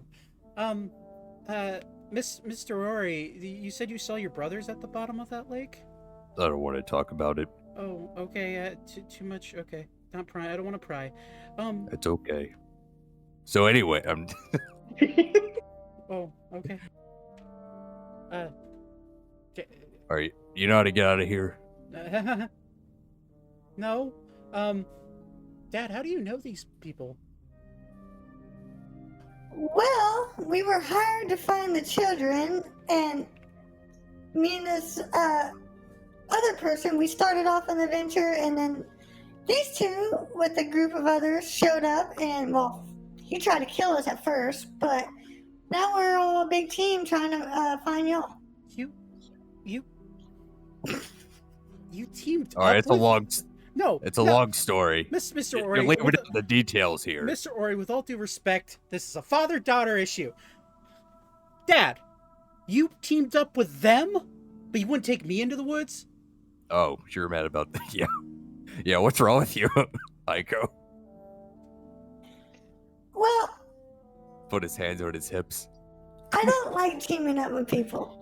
But, And I only did it to find you. well, okay. And she just, like, kind of gets shy and just like, well, if you want to go, come speak with the others. They're over here. And she just starts guiding, like, walking back the other way, kind of quietly. Alara's just like, Well, if it makes anybody feel better, the last time I got dropped off in the woods, I got abandoned. So, yeah. TMI, Alara. No one asked. Just kidding. Damn. Who asked? He cries again. He didn't say that. He doesn't say that. Cries hysterically. She drowns herself in the water. No. Or he holds her under. Oh my god. Whoa. Jesus Christ. Join my family. Just kidding. God damn. All right, I dude. guess we'll. All right, I guess we'll follow them wherever. All right, so they lead you out into this through the tunnel, or you're gonna have to duck going through this tunnel. As we're going back, I want to ask Ori stuff. Okay, go for it. Where are the others? Oh, they all went in with me. Yeah, I used the sending stone to talk to Zane, and Zane says that he's in like kind of trouble dealing with his own stuff, and he'll find us later. That's all I got. Oh. Okay. Hey, actually, hold on.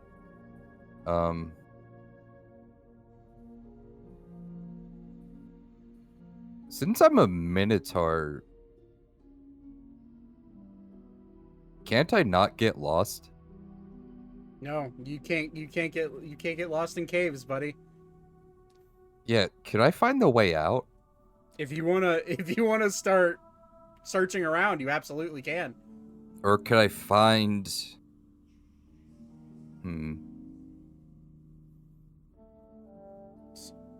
So how? What I... Go ahead. Sorry. You go ahead first. Oh, I was gonna say how that ability works, or how that feature works, is that you remember each and every cavern and corridor you've walked down. Okay. You're able to remember it to a very finite detail. So if you start wandering off in directions, it would take you as much time as it would take normally, because you are traversing this cave for the first time. You wouldn't just be able to magically find the exit. Well, what you could do is that instead of pairing up with everybody else eventually and trying to find it, you could just start wandering around aimlessly and spending time trying to find it. And you'd be able to remember how to get back from where you're at. Would he... he could remember just everywhere. Like, he just has a mental map of the cave. Yep. That's exactly as he goes along it. That's exactly how that works. Yeah. Okay, it's not a...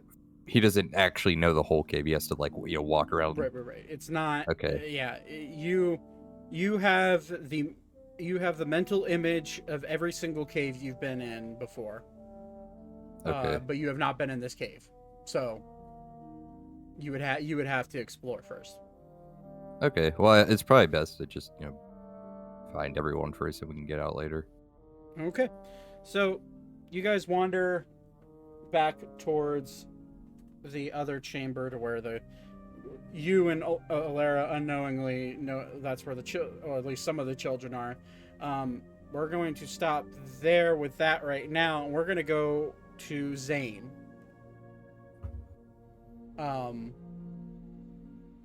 Zane, you have found yourself stuck in a tunnel with a giant fucking boulder in your way.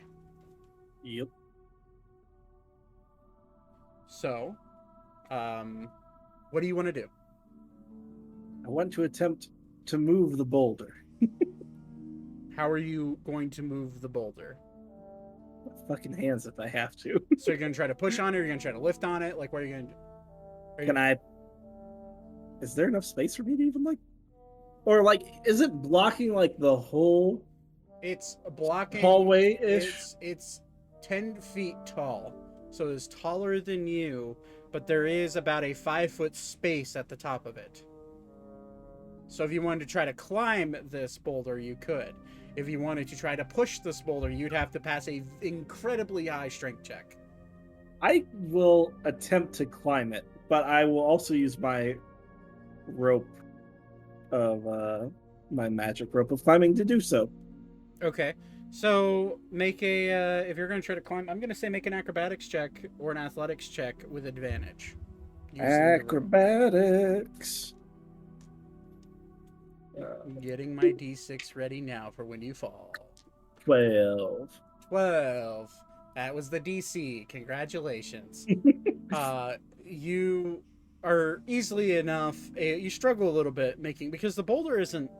There's not a lot of handholds on the boulder, Right. but using your rope, the magic rope you have, you're able to climb up it very slowly, but you're able to get to the top, and you're able to easily slide down the other side, rope in hand, past this boulder. Now, what you see in front of you is more long hallways. Just like one long hallway or like multiple? In your vision currently, it's just one. I'm just gonna Carry on. proceed down it slowly. Okay, I need you to make a perception check for me. Okay. Let's see what we got here on that one. 11. 11. You hear a very muffled vibration of very heavy footsteps. Boom, boom, boom, boom. Way off in the distance. Like, you can't tell where they're coming from. You can't tell how far away they are. All you know is that they're quiet enough that you can, or loud enough that you can hear them, but quiet enough that you can't tell where they're coming from. And it seems like they might be could be coming from the end of this tunnel that you're in, or could be coming from above you, could be coming from below you. You really just have no way of telling. I'm just gonna proceed carefully then, since I have no idea. Okay. So you proceed carefully down the hallway, and you, shockingly, well, actually, roll. I'm gonna say high or low, buddy. You want me to roll it, or are you rolling? You need to choose high or low before you roll. High. Go for it. Roll. Whoop. Dropped it. 1 sec. Off into dice. Hell. I know, right? I rolled low. You rolled low. Interesting. Yep. So, after walking for about 5 or 10 minutes, probably have made your way through 600 feet of cavern. You come to an opening into a much larger, what seems to be could be a tunnel, much taller than the one you're in. But you come out into it, and to your left, you see almost like a giant room to your left, what seems to be a pillar coming up out of it. And then to your right, you see just a very long, very tall, very almost like a half cylinder, just massive. The ceiling is every bit of 100 feet tall in this tunnel. It's just a massive corridor. And to the right, you look down and you make a perception check for me. Sure will.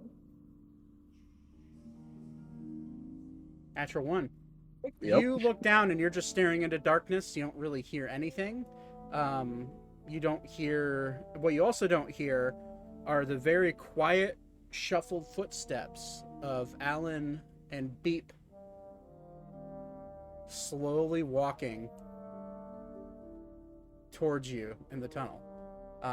Even with that with your dark vision, you see one very large silhouette and one fairly shorter silhouette, like walking single-filed line, crouching, walking their way through the tunnel. That's the one on my left or my right? That's to your left. Coming from what seems to be the room with a giant spire in the middle of it. I am going to just take up a defensive stance, like hand and shield up, just ready to tussle if I need to. Cool. Not to cut you short there, but let's go to real quick. Let's go to Well, actually, Thaddeus is not here, so we're going to give it a second. As you see these two figures walking towards you, Zane, You start to try to squint and look closer at him, but you just can't tell in the darkness, even with your dark vision, who these. I do have light on me. Oh, do you have light on you? Because my magical tinkering on my shield. Oh, it's lit up.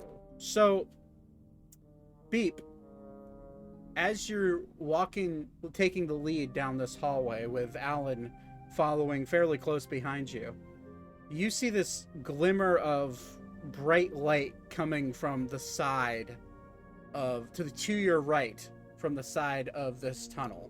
What do you want to do?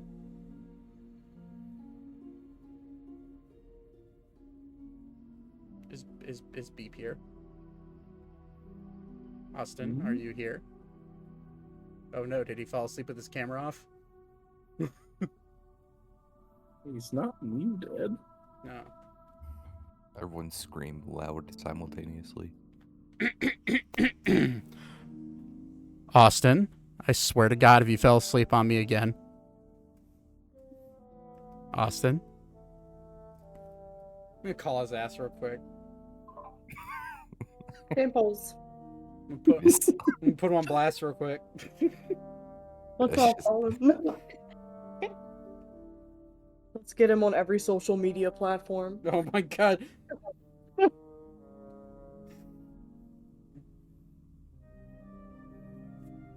He probably did fall asleep because I forgot he was here. I was like, we're missing somebody. The boy! He lives! I saw that picture of Lex. That's fucking hilarious. Me? Wait, a picture of what? That you put in that I'm here. I'm here. I was just calling your ass. Yeah, I literally was downstairs for a moment. Oh, okay. Your camera was off, so I was like, I don't know if he's asleep at his desk or if he's...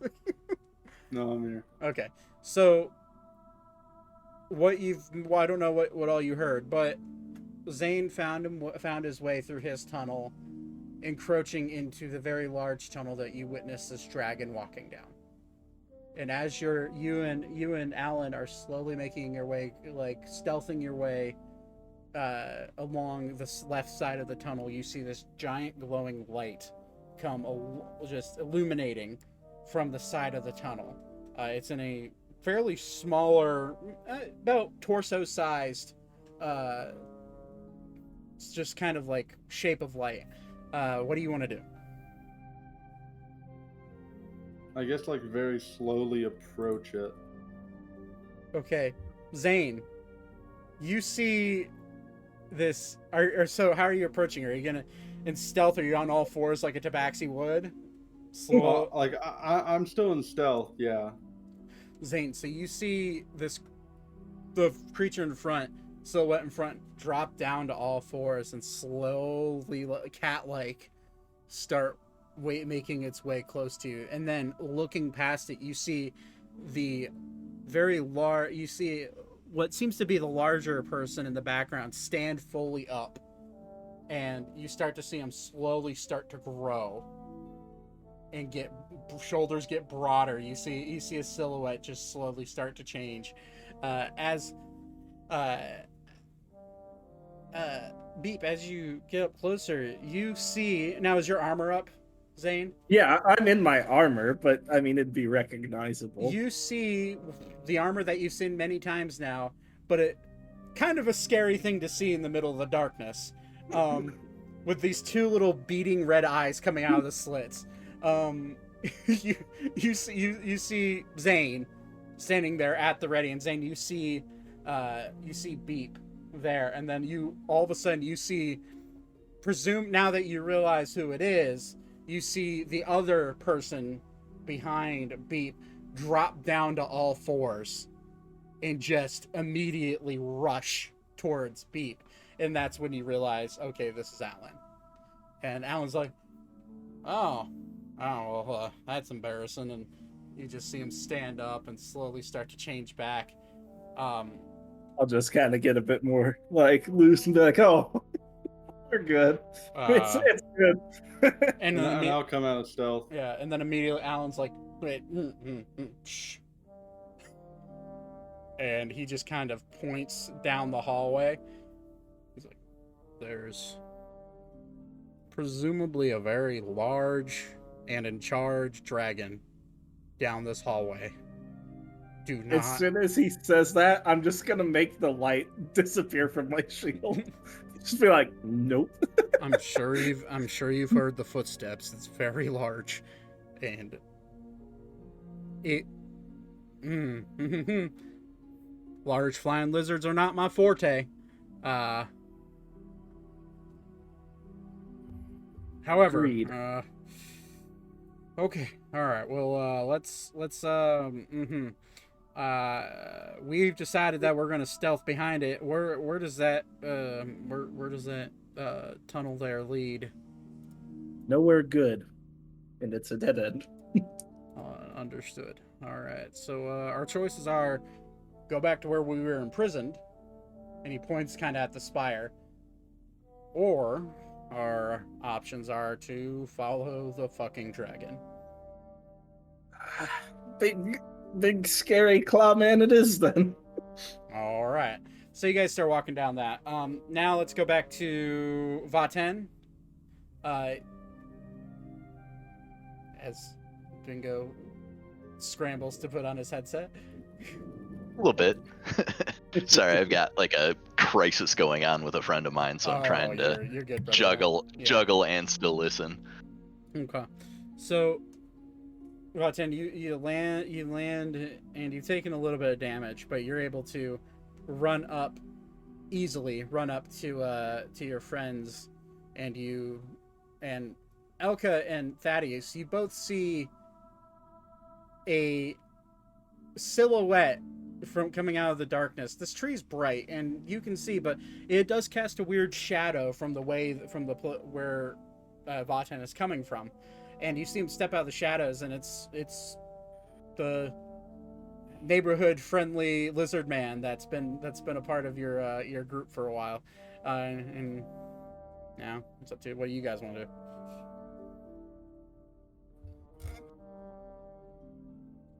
I guess we'll wave at him. I'll wave at him. I had drawn my rapier as I saw him approaching, and then when I recognize him, I will whirl it around and bow and say, "It is the master cook." Yes, this one has happy to see others. This one did not like being alone in these caves. Yes, I just shortly landed before you from climbing down the wall and found Elka here. We've not had much time to discuss what is going on here. Are you harmed in any way? The tree here gives water of life. This. Oh yes, drink. I'm like limping a little bit. This one has injured an ankle on the fall. You Please should take a drink. from the I will drink from the river.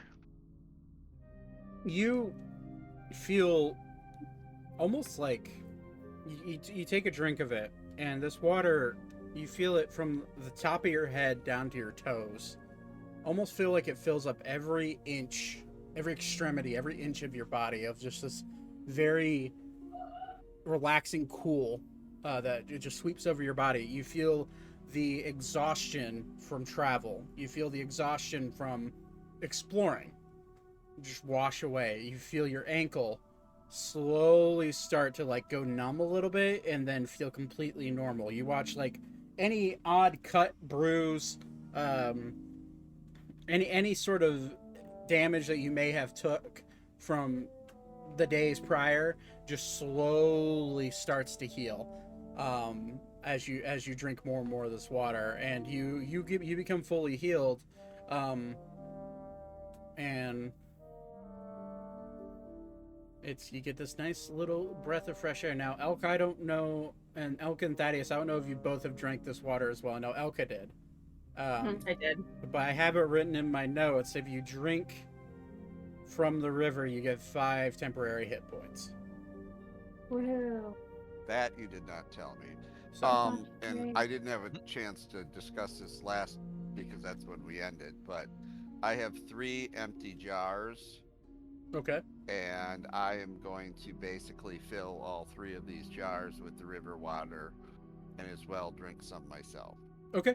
There you go. Same for you. Same cooling sensation. And you did get 5 temporary hit points. But you have found what seems to be a tree of life that, and Elka, you do recognize this tree, these golden leaf trees. This is a tree of life from the forever disappearing kingdom of Arun, your homeland. And I actually would like you, I'm gonna say, make a history check for me.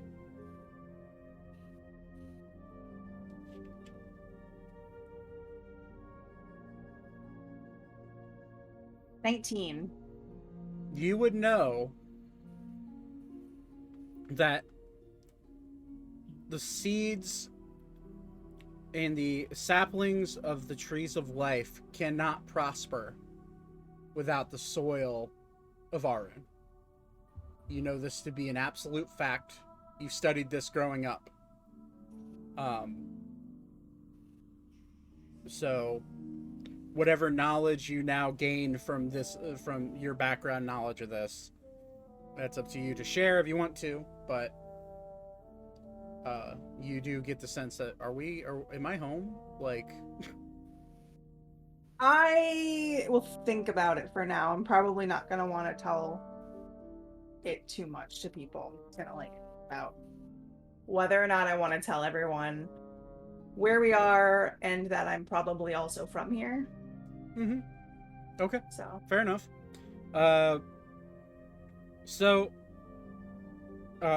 With your group now intact, is there anything you guys want to do? Do you just want to hang out by the tree? Do you want to try to venture more into the caves, or do you want to try to figure out a way to contact your friends? I don't know if any of you have sending or any sort of any way to talk into someone's mind. Do we know where the others are? This one does not know. This one has only seen a small, non-human blob. I came into a tunnel, and when I landed, there was an opening, and I looked down and saw Elka, and then you, but the rest of us, we entered pretty much all about the same time. Does anybody have any knowledge of this kind of an area? This one knows nothing. Do I know anything about this kind of an area? No. You were born into a high class elven family in the woods. You have never really been in this sort of cave. And you know what? Actually, because of who you are and the connection you do have as a family, make a history check for me, Thaddeus. A normal? Just a normal history check. 6. You don't know much about where you are. However, there were tales that were told to you as a child that don't go wandering into caves, you'll never come out, especially if there's fae involved. But that was just given your family history and the lineage that your family has, that's more of just a wives' tale, more of a something to tell the kids to keep them out of danger type of deal. Yes. Well, I've been told many a wives' tales, and several of them gotten me killed. Fair. Run away from my family, and I think we need to try and find the others. Does anybody have sense of direction that we might head. Elka, how did you arrive here at the tree, or did you come from another way? I landed down there and I followed the sound. And Vatan, you came from the sky. Of sorts. Was there any other ways? There was down and was a cave. I followed the cave to find you.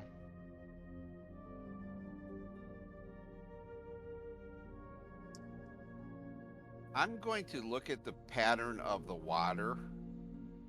Okay. Does the water like travel in a direction that doesn't go like into a wall where it goes down a tunnel or something? The water, from the best you can gauge, I'm going to say make a survival check. Can I hop on that bandwagon? Absolutely. I don't even know where my roll 20 tab went. There it is. 3 in survival for Thaddeus. For Thaddeus, it's like the blind leading the blind. You look at it, you can't really gauge anything. You get that the stream is running away from you and away from the tree, more in front of you. But Vatan, you very clearly see the stream rushing into what seems to be a smaller cavern, probably 100 or so feet away from you, maybe 150 feet away from you. And it does go into what seems to be a cave and flows into that cave. If you want it on the map, obviously that's where it flows. That corner there. Yeah. So it like disappears into the wall, or is it like it's there? There's a mouth of a cave there, of a tunnel, and it seems to be flowing down the center of this tunnel. But you, from just a quick glance, there's no way for you to ascertain how far that tunnel goes. If the tunnel ends up going underground, if it goes, if the water disappears in there, it's just you don't really, you can't tell. Even with that high of a survival check, you can't really tell from where you're at. Mm-hmm. Okay, then I'll start walking along and say, "Come, the river flows this way." Okay. Alka and Thaddeus, do you follow him? Yeah. Cool. So, you find yourself in a tunnel. And this tunnel's from side to side is about 10 feet. Maybe slightly larger, 15 feet. But you could go side by side at best on each side of the river, each side of the little stream. The stream is not that large. It's probably maybe a foot wide. And it's winding through this tunnel. And as you walk down it, Elka, you don't have dark vision, correct? I do not. Just so I remember this. Okay. So with Vatan leading the way and Thaddeus, I'm guessing at the rear, just because he also has dark vision. You guys make your way down, and you find yourself in a very small circular cavern that leads off where the water pools up in this circular cavern. Then when you look farther into the circular cavern, you see you see two more caverns, similar size, of water coming into it. You assumed probably similar. So probably similar water. And then you look on the far end of the circular dome of a cavern's probably 20 feet tall, and maybe 40 feet across. And there's a small little pond pooling up. And you look at the very end, or very, very other side, the opposite side of where you're at, and you see similar sized tunnel that you're in now, but slightly taller and slightly broader. Almost seems like it was actually carved out of the rock. and it seems to be leading into a long, farther distant tunnel. Appears that it's pooling here, and we maybe travel past, but all of us must agree on what direction we go. I feel like Vatan understands what we're doing, so I trust him. It does make a good dinner. I guess you're the lead, Vatan. This one is not comfortable in caves, but I'm behind you. And we have a good set of ears. so I kind of half spaced out during the description of the place, so I'm trying to kind of piece together what I did here. It looks like where the creek, river, stream, whatever splits, it looks like it's all coming here. This is a pooling location. There's not necessarily anything going out. Correct. Okay. I'll turn to Elka and Longears. You are familiar with this water, correct? I am, yes. Is it safe to swim in? I'm assuming that's a yes. Is this a DM question? Yes. Yeah. Yeah.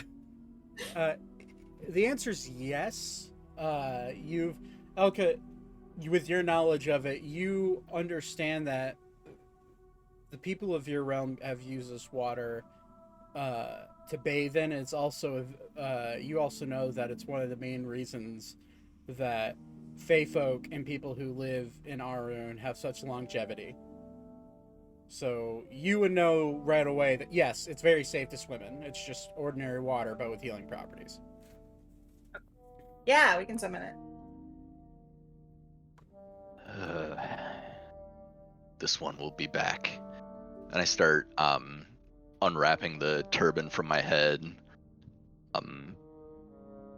I will keep the dark vision goggles because I'm assuming it's dark under the water and I can't exactly light a flame like I normally would. Mm-hmm. And strip down to my lizardy desert skivvies. You'll see Vatan kind of shudder again, like he really doesn't like this. Mm-hmm. But he's gonna go ahead and jump in and utilize my hold breath feature. Hey! Wow, 15 minutes at a time. That's helpful.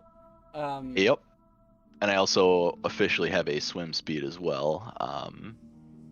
But I'm gonna go ahead and 30 feet. Okay. Okay. Yep. So I'm gonna go ahead and kind of see if there's any current or anything that I can kind of glean where the water goes, because it doesn't make sense for this to just keep pooling and not have an exit somewhere. Right. As you jump in, this water's. Shut up, bro. You're just being noisy to be noisy. Jackson, go lay down. Go. Sassy little shit. Anywho. Aren't they all? Sorry about your eardrums. But yeah, so you jump in. This water's very cold, like bone-chilling cold. But you're fairly all right with your tough skin, but you jump in. Yeah, no, I'm not enjoying this. Yeah, it's not amazing, but you're able. You jump. Thaddeus, Elka, you see Vaten disappear quickly down into the water. Vaten, as you're looking down into this water, you see probably about 100 feet down, you start to feel the pressure of the water above you. But you do feel this, not swift, but very light current going down farther and farther and farther and farther. And you can ascertain that this pool of water could go down as far as 1,000 feet. But you do feel a very slight current as you get about 150 feet down. And as you look down, you see crystalline features where it seems like this water has just melted away the stone from the face of the earth, and all you see is just crystal lining its way the farther down it gets. You feel cold, but cold can't really describe the amount of cold that you're feeling right now. It is literally as if you're being frozen solid by this water. And you can move your hands. You could swim. You have free range of motion, but you feel, even with the thicker, scaly hide that you have, you're starting to feel numb in certain extremities because of the sheer cold that this is. But these crystals almost seem as if they're ice. But this ice is so clear that it's hard to, even for a young man from the desert, you've never seen anything like this.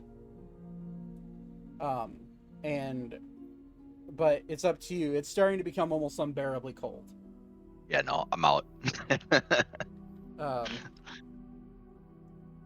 And are lizard folk hot-blooded, perchance, or cold-blooded? On paper, I don't think it actually says. I'm gonna say, just for the fun of it, roll a Constitution check.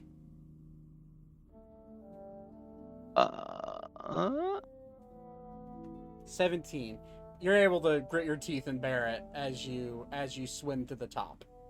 And you guys see Vaten emerge. What you guys do notice about Vaten is that he's never been cleaner, one.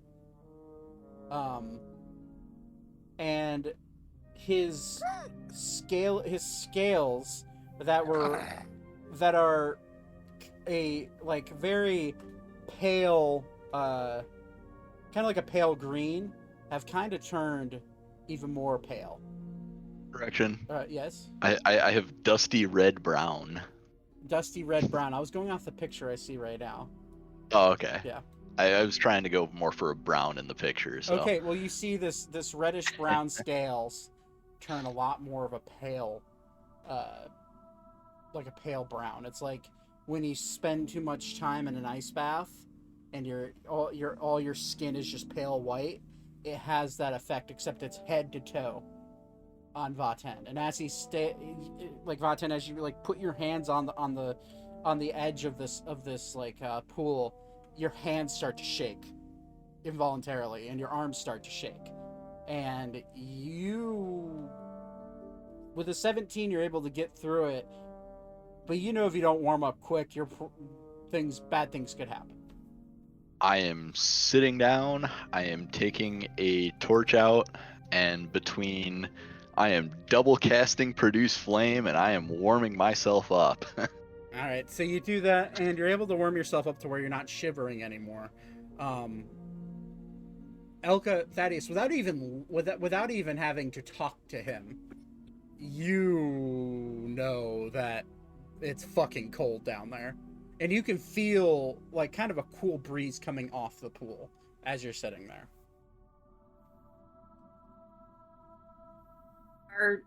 Are you all right? One does not like the cold. No. I've Should heard I- things about this cold. I'm gonna light a torch and kind of get it close to him to try and help him warm up. Yeah, I'm basically, I have a torch in my in front of me that I'm sitting in front of. I Produce Flame going in both hands, trying to warm myself up. Yeah, I'm gonna say after about 10 minutes of sitting there holding it, you get to the point where you can feel your extremities again. But as soon as you can feel your extremities again, instant rush of pain, and all your fingers, all your toes, your feet start to cramp up a little bit. You were one bad Constitution check away from catching hypothermia. Figured. Um, That was part of the reason why I got the hell out of there. yeah. Um, But you are alive, you are well, you are warm, and you're actually with the flames, you're able to dry yourself pretty well. Yep. Once I am nice and dry and not gonna get my clothing wet, I'm going to go ahead and re-robe and carefully rewrap my turban around my head. Okay. I will pass the goggles of night vision, dark vision. I will go ahead and pass those to Elka and just say, this one can use fire. Well, thank you. You put these goggles on, and your entire world opens up compared to what you saw before. From not hardly being able to see 5 feet in front of you, you can now see everything in this chamber. Elka. All right. But just to remind you, including the one you came down, the tunnel you came down, there's 3 tunnels that have water rushing into it, into this pool. And then on the other end from where you're at, there is a slightly larger, almost what seems like man-made tunnel going into another chamber, or at least down another tunneling hallway. What do you guys want to do? I think that obviously there's no route out on this pool, and we came from this direction, and the other direction appears to maybe does look natural. So I'm gonna say let's head that way. Makes This one sense. has no reason to argue. Well, you're kind of in a shrinkage mode right now. Fair.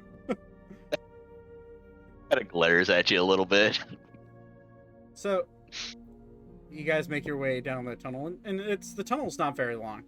You actually, Elka, for the first time, it's seemingly in your life, you walk down and you can see into what seems like pitch black darkness as you get to the mouth of this cave that is probably 80 feet long from where that pool is. And as you find yourself in a very large cavern, very much like the one that the tree's in, but this one seems twice as big and twice as tall, and it's you can see on the very far end, just barely, like everybody can see this, even Vaten without the dark vision.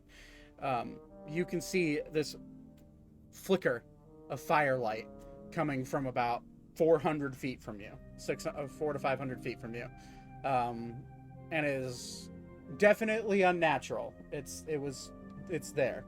I'm gonna go ahead and I'm gonna snuff the flame that I'm producing and using to see, and then put my hand on one of the other 2, whoever's closer, and I'll hold your hand. perfect. And yeah, just basically not give away our position with extra fire. Okay, so you guys gonna try to make your way to that light then, in the darkness?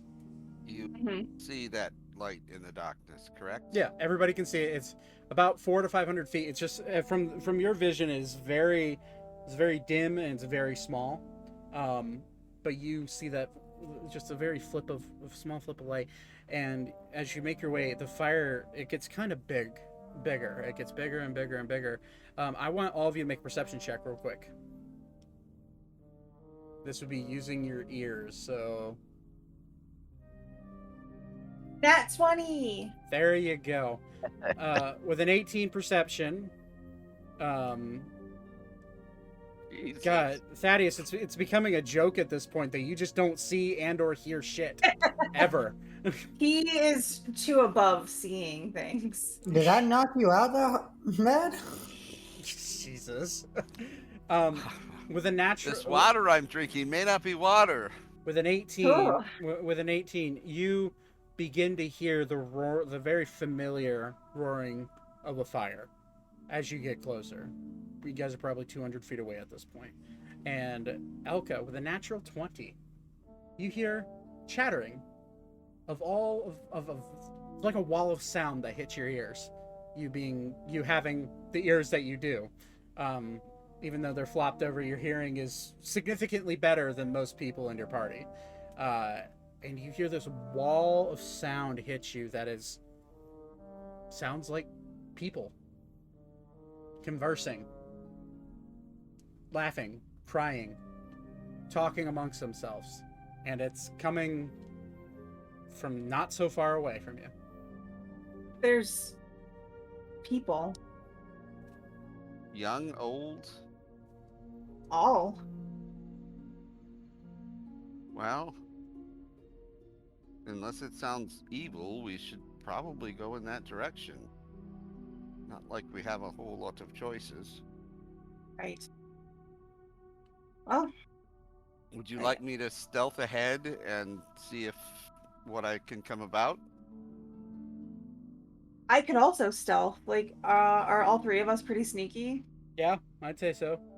If y'all want to roll a stealth check, This one is not sneaky. Okay, well, if Elka and Thaddeus want to sneak ahead and the Vaten slowly follow behind, that's a way to do it. Or you guys can group stealth, where I would say either one person rolls with advantage or all of you roll, and then I average it out, based off a pass fail. Well, let's just do a group roll. I am the weak. I will tell you right now, I am probably the weak link in this. That being said, yeah, the +4. I got 23. I like this dice. So, you know your character. You are the weak link. That was the only fail. You guys successfully. I mean, so Thaddeus being who he is, Thaddeus is easily able to kind of saunter off and be quiet. Elka kind of gets small, right? She's already fairly small, but she kind of gets smaller, and she starts making her way close. And Vaten, you do your best to get as small as possible, but you end up being slightly louder than the others.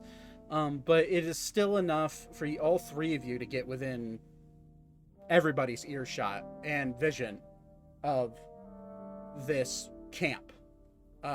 You see a bustling camp in this chamber with tents made out of what seem to be the golden leaves from the tree that you're just at. You see a giant bonfire with kids of all ages sitting around it. You see a tall, burly man with a black beard handing what seems to be some form of bread that he maybe made to one of the younger people sitting around the campfire. I need all of you to make a perception check.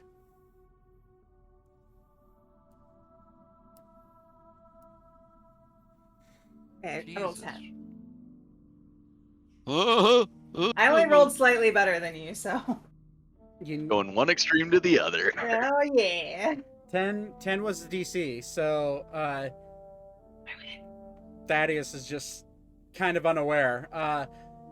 What Thaddeus does not see, but what Vaten sees very clearly, what Elka kind of sees, is a flicker of light probably 300 feet to the right from where you're at. And you see, Vaten, you see silhouettes of multiple people walking towards you from the other end of the cavern. And one of them is particularly tall, larger than the other two that it seemed to be on foot. The one leading it is you can, from the outline, they have a rounded head from that far away. And then there's one that's fairly tall, like average height. Then you have one that's really short, and then you have one that's like abnormally tall, walking towards you, but with one torchlight leading the way. Figures over there. Now, My vision is not well. It's. Can you describe what you're seeing? I'll go ahead and relay the description. okay. So you do that. So, Aiko, Ori, would you two be trying to stealth, or are you just kind of wandering back because Arya is guiding you back to the camp? Just be heading back. Okay. May just be walking. So, Because go ahead. if we think there would be danger, we would hear the kids screaming. Right. So as you guys walk your way back, Vaten, with that perception, following them, you start to hear what sounds like hooves hitting the ground, and it's coming as the bigger one, as you can see, is taking steps. With a 23, and as they get closer, you know who it is. Oh yeah. I'll kind of get out. I was kind of in a little bit of like a almost combat crouch, with like my spear at the ready.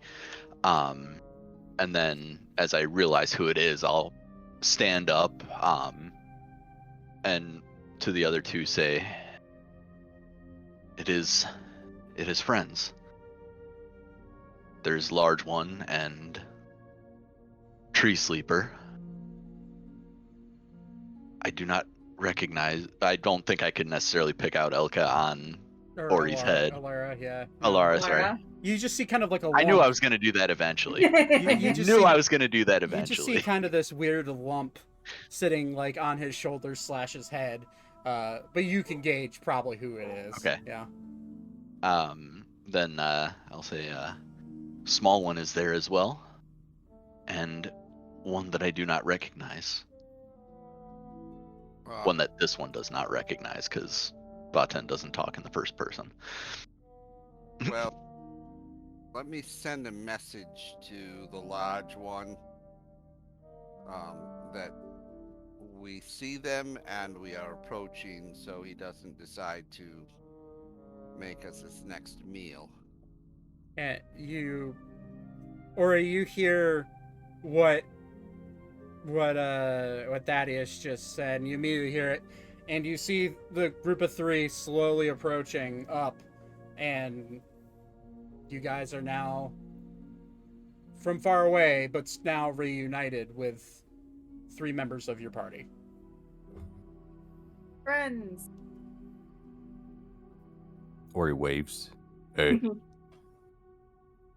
And Arya immediately goes from being kind of pissed off at her dad, because she was kind of very childish, very not talking at all, turns and wait, are these also your friends, Dad? Yes, they are. Wow. Vaten, Large One. I need to speak with you over here privately.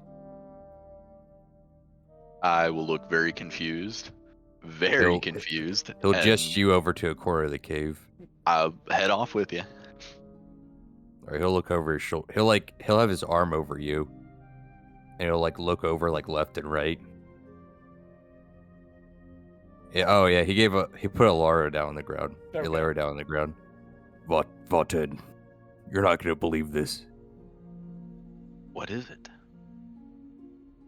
Aiko laid with a bird woman.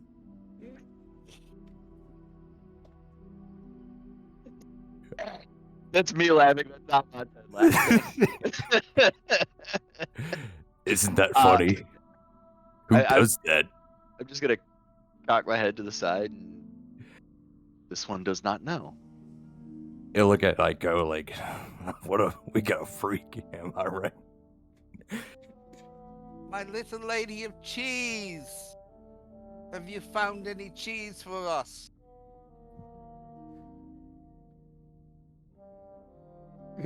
That's to Alara. You're muted. Oh, hold on. I think she went over to her couch, but she's still awake, I think. Who am I hearing the train from? I'm not hearing any train. All right, okay. I have music blasting in my ears constantly, so I can't. But Hold on one second. Y'all, today was a long day. I am exhausted. yeah, Oh my god. we're I had we're- a stream going. Oh, I was gonna say that the only thing I could think of is I have my fan going on pretty high speed, but No, this was a freaking train, like, and I'm like trying to see who's turning green. Where the hell? It's like it's outside their window. Evidently, I had bumped a YouTube stream. Oh my god, I'm an idiot. So, you guys, since it's getting late, you guys are now reunited. You, Ori and Vaten walk off to have that short little conversation. I don't know what Vaten's reaction to that would be. just head cocked and kind of like a so what type of thing. It's weird. This one, I didn't know interspecies could procreate. this one did not know as well. So I just rolled a perception check for Arya. She has a very high perception. Very. Very high perception. She just rolled a 24. And she, without you guys realizing it, she sneaks up behind Ori and like jumps up and grabs on Ori's shoulders. She's like, "Hey, Mr. Ori, what you talking about?"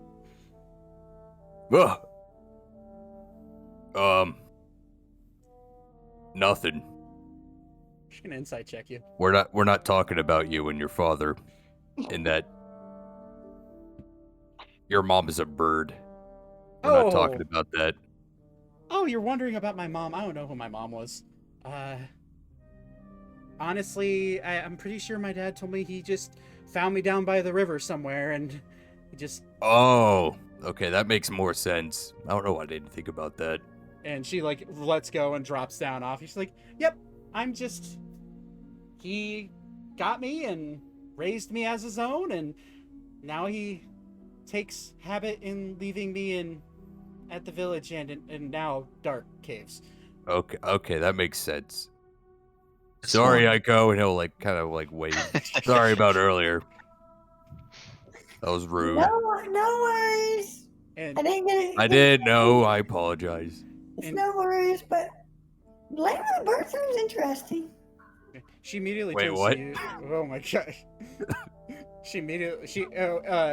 Arya just kind of just looks at you and just like shoots you a look. There you go. But then she immediately turns to Vaden. She's like, "Well, you're new. What's your name?" And she like puts her hand out to like shake your hand. One. And actually, now that you mention that, does anybody else in the party speak Sabathian? I should have asked this a long time ago, but... The answer is no, I because don't. you're the only person from the Sabbath Desert. Okay. I'm gonna kind of look... not ashamed of it, but, like, nervous to say it. This one is called... Vaten. Mr. Vaten. Well, it's a pleasure to meet you. I'm Arya. My name's Arya. I'm that guy's daughter. This one was a foundling as well. Oh, were you? Well, we have something in Yes. common. Well, I guess At least you have a father willing to accept you. as you hear from Thaddeus, just out in the middle of the cave, just like, but she's like, I have "Well, good parents. I have a good dad. He's a very nice guy. My mom got rid of me. everyone has little fucking trauma in this party." My cheese monster. Stay away how from are my you? house, from my family. Jesus. And she points over to the camera. She's like, "Well, why don't you guys come over and meet the others? It's Ori. I know you already did, but well, no, Ori didn't. Sorry, Dad did. But yeah, let's go over and meet the others, and we can maybe figure out how to get out of this place. Are we missing anybody from your group? Where is Zane? Yes, the shiny one, and The one who killed me. You're still here. What are you talking about? Okay, tried to. We've all tried to kill something. So It looks like shrug. Well, you've tried to kill pretty much everything. Krill? Brill. Sorry, I couldn't let that go. So we're missing. You said Mr. Zane, and are you missing anybody else? Yeah, he's The- about, this. the beeping one. I don't know. I haven't come up with a good one for beep yet. You won. The beep one. Yeah. The one Yeah. who beeps. The one who saved me. The one who I am the with one who Morse beeps. code. And the one who beeps. Gotcha. Okay. Well, let's go back to the camp and I guess discuss it. And we'll go from there. And on that note, let's go to Zane, Beep, and Alan. You guys, as they make their way to this camp, because these three are the ones that are probably the most fucked. So you three have kind of made your way slowly stealthing along the cave or along this tunnel, and as you get closer, you start to hear this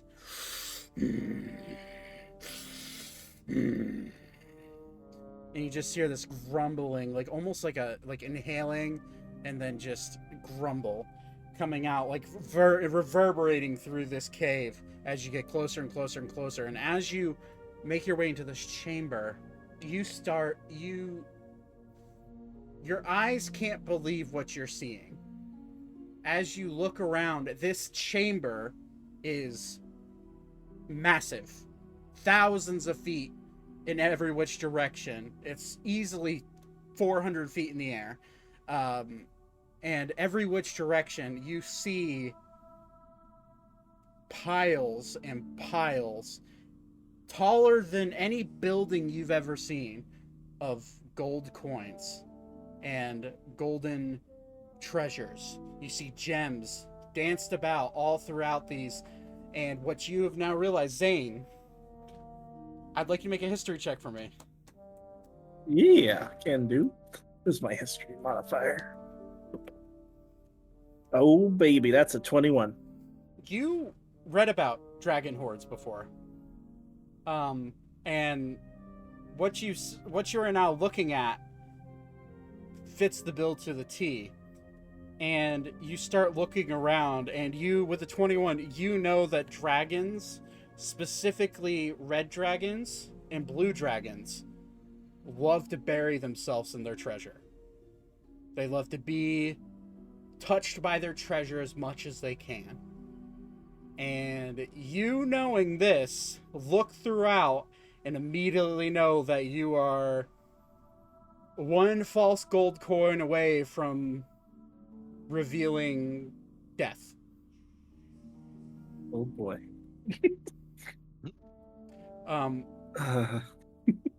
What the weird thing about this chamber is there's light everywhere, but it's unnatural.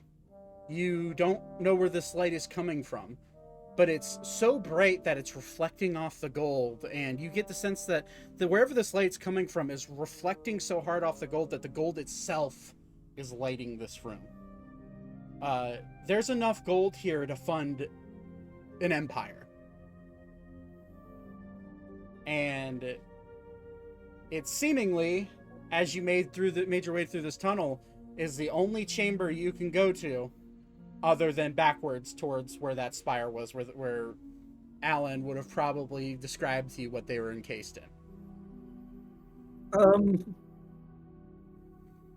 Don't touch a damn thing in here. It will be very bad if we do. Beep. I assume you're saying this with a quiet voice. Yeah. Alan's gonna look, and his eyes are like big. And right. Don't touch anything. Take some. We can buy so much cheese. We will die. He's gonna make a history check. Wow, he just nat 20. He just nat 20 to history check, Alan. Nice. Alan's gonna. It's like, yeah, we're liable to catch whatever the dragons have. Dragon sickness, greed, whatever you want to call it. All I know is that if you take anything from a dragon, you're bound to go mad. But I don't see any which way to go. Why is it so bright in here? I don't know. I can't find the exact source of the light, so I'm assuming there's got to be some way out of here. Make Is the light above? Make a perception check, all of you. Oh God. He rolled a 2, so he's not seeing anything. 11. 11. What about Beep? I'm getting there. Hold on.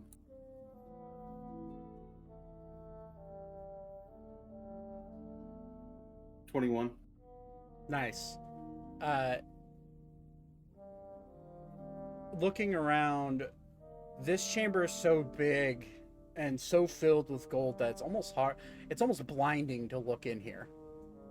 But with a 21 Beep, you do notice about 150 feet into this cavern filled with gold. There are stairs, stone stairs, a stone stairway making its way up into what seems like a door at the very top, probably 40 feet up. But this is about 150 feet away from you, and there's treasure everywhere. So traversing this terrain would be considered rough terrain A, and B, there's a potential that you're stepping on a sleeping dragon. What do you guys want to do? I mean, what choice do we have? We kind of have to get past it. Like, I think the big guy should stay back. I don't think we should leave Alan behind. Well, I mean, like, at least let us get out first, you know. There's no way in hell I'm doing that. Actually, you know what? I don't know why the hell I haven't done this yet. And he immediately like you see him. Well, let me make sure I'm doing this right. Okay, so you see him grab a feather out of his cap. He like plucks it out of like his hair's all matted.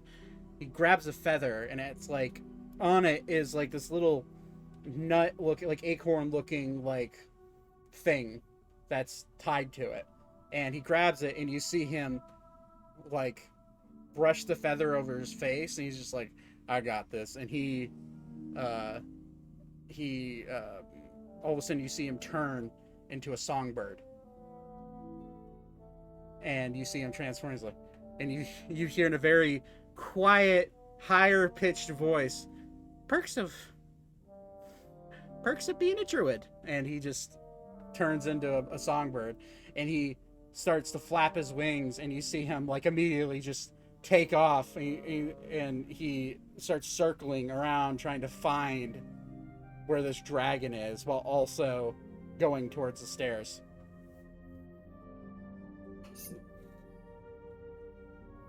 Oh, we've got a problem. He's getting out and we're not. So I am going to re-enter stealth. Both of you roll a stealth check. 21. Okay, that's not so bad. 20. 21 and 20. Yeah, you guys are easily able to stealth, and you start making your way. I'd like you guys to make a dexterity check for me, because you're going to be climbing over coins. Oh. 17. Bad. Sweat nervously. Austin, what'd you It's roll? a 6. What's I got 17. 17 is 6. Zane, you're able to climb up this. There's this the gold mound, and this mound is so large that you have to cross over it, and by the time you get over it and walk down it, you're going to be just close to these stairs. Beep. I'm going to check your DM that you just sent me before. Oh, don't. It was an accidental DM. Oh, okay. Yeah. Beep. With the 6. Was that a 2 plus 4? Is that what that was? Yeah. Cool. Oh god. It wasn't a 1. As you Right. You think that matters, motherfucker? But it wasn't. It wasn't. As you climb up this pile of gold, you slip. The gold starts falling out from underneath you, and you start realizing, I gotta hurry. So I'm gonna need you to make an acrobatics check. Okay. 14. 14. You're able to get just sure enough footing that you're able to place your foot down and jump to where you can get into more of a stable part of the pile. However, with the raining gold coins come flying down off this pile, you hear Zane, you being in front, you see out in front of you this tail, reddish scaled tail, start to move upwards, and you start to hear No fuck. and you see this. Beep does not. And as Beep makes his way over the gold pile, you start to see the wings start to span up, and these wings are just from the bend in the wings raising up. They're every bit of 100 feet long, and you see the claws start to slowly appear out of the gold that it's buried in, and then you see the nose, the gold coins fall away from its nose, and you hear echoing through the chamber, "Who has entered my pile of treasure? Is there a fly? Or maybe a little rat that's wandered their way into my keep?" At this point, Beep, reroll stealth for me. 15.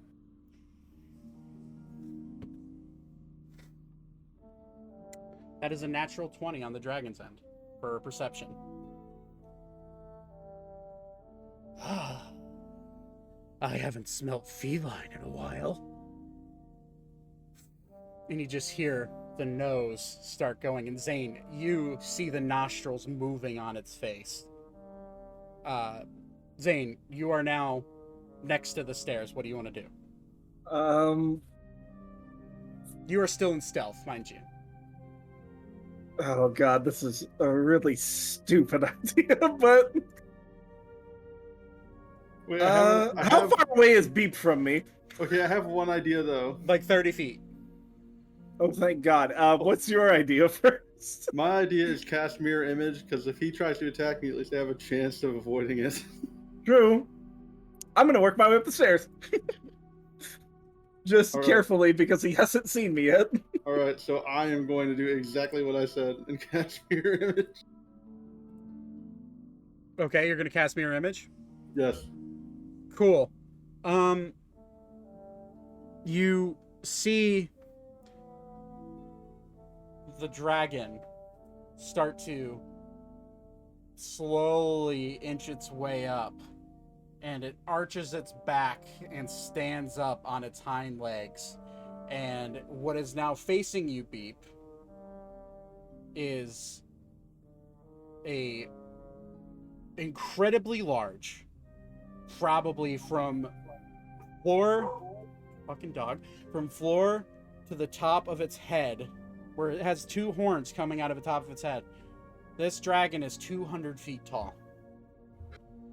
and it puts its front claws down and just says, I'm willing to let you live if you just show yourself.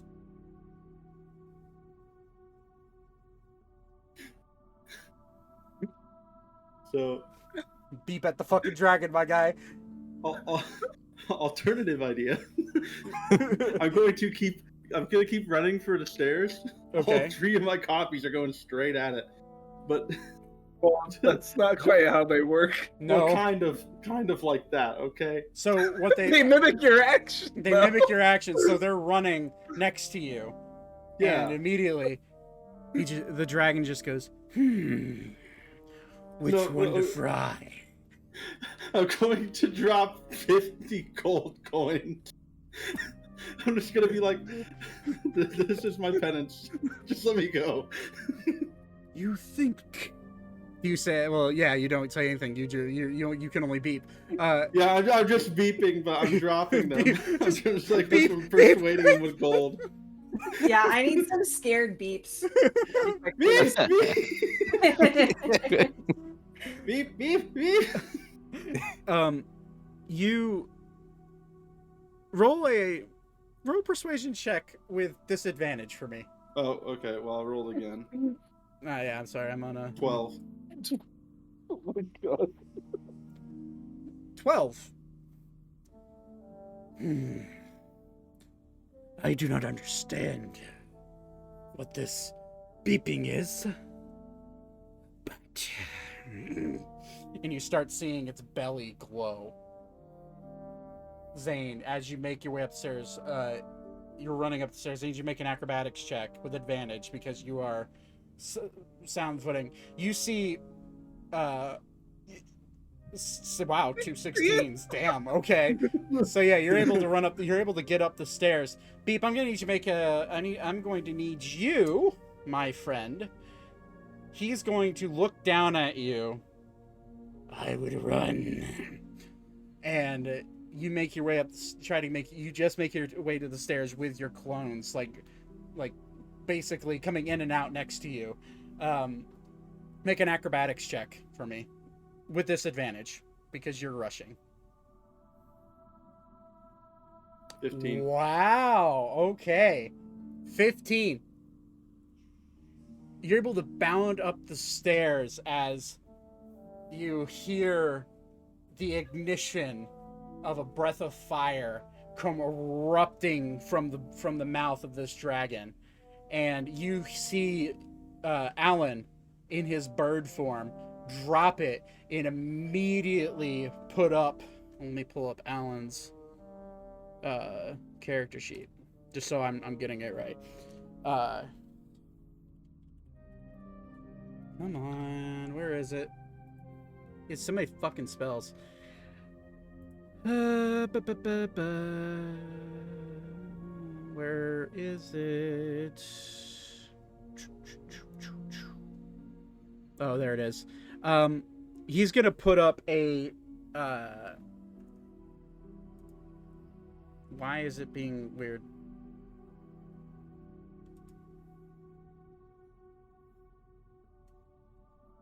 Game. Come on.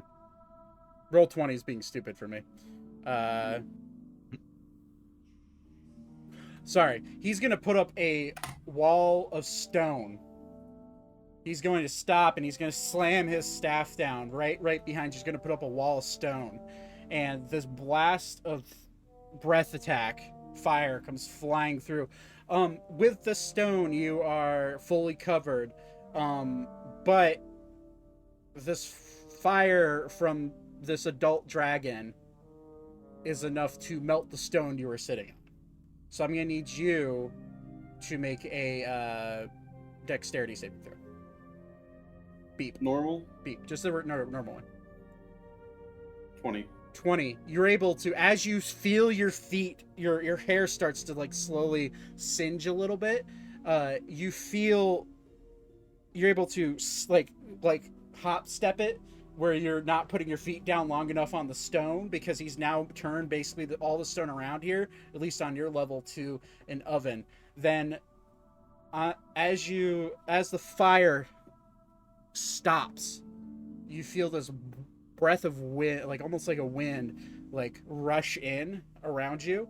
Are you going to try to go up the stairs where Zane and Alan are? Yeah. As you go up the stairs where they are, you see a giant dragon claw reach down over the wall of stone and land right on the stairs, stepping down. And you see, face to face, the teeth of an adult dragon staring at you, all three of you. That's where we'll end for the night. Nothing like a little cliffhanger there. Nothing like the imminent death of 3 characters. It's fine. It's Just a fine. dragon. It's a dragon. Just a dragon. fine. It's just a giant red dragon. So I just so you guys know, I misclicked. So I was trying to pull up the stats for an adult red dragon just to see what the attacks are and everything. I accidentally clicked Ancient Dragon, and I'm so glad I am not putting this up right now. I saw Ancient flash up on the stream because I have the stream like up there. Scared the And shit I wasn't out even of me. like I wasn't even paying full attention. I just like happened to look up at the exact right time and just happened to see it out of the corner of my eye. And Level 4. yeah. bit early, Zach, but you know, you Even do an whatever- adult red whatever you want. dragon's kind of early. Oh, it's absolutely early, but there's a reason for it. The reason is get the fuck out. Right. Sure, we'll go with that. Well, thank you for playing, guys. We will. Ooh, what is next? Is next weekend Labor Day? No. Or is it the weekend after? It's the weekend after. Weekend after. Okay, so weekend after, next Sunday we'll be playing as normal. We're gonna play it by ear for Labor Day weekend. Whoever's available, we'll see if we have enough people. I know. I'm just gonna go ahead and be like, I'm probably not gonna be here on time, if I'm even here at all. I know you're gonna be in Teja, so I'm on my way back from Teja that day. yeah. Good I old. think I'm good. good I think I'm old actually Lone Star. off on Monday.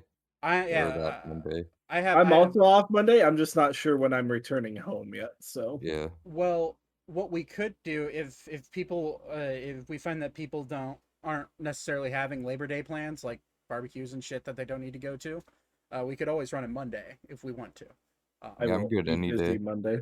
But it's up to you guys. I know that you guys, some people work, some people don't. So I get I'm off gonna be at busy on that. 3:30 in the afternoon, so I'm good anytime after that. okay. I don't work Monday, but I'm gonna not be home Monday. So Oh, gotcha.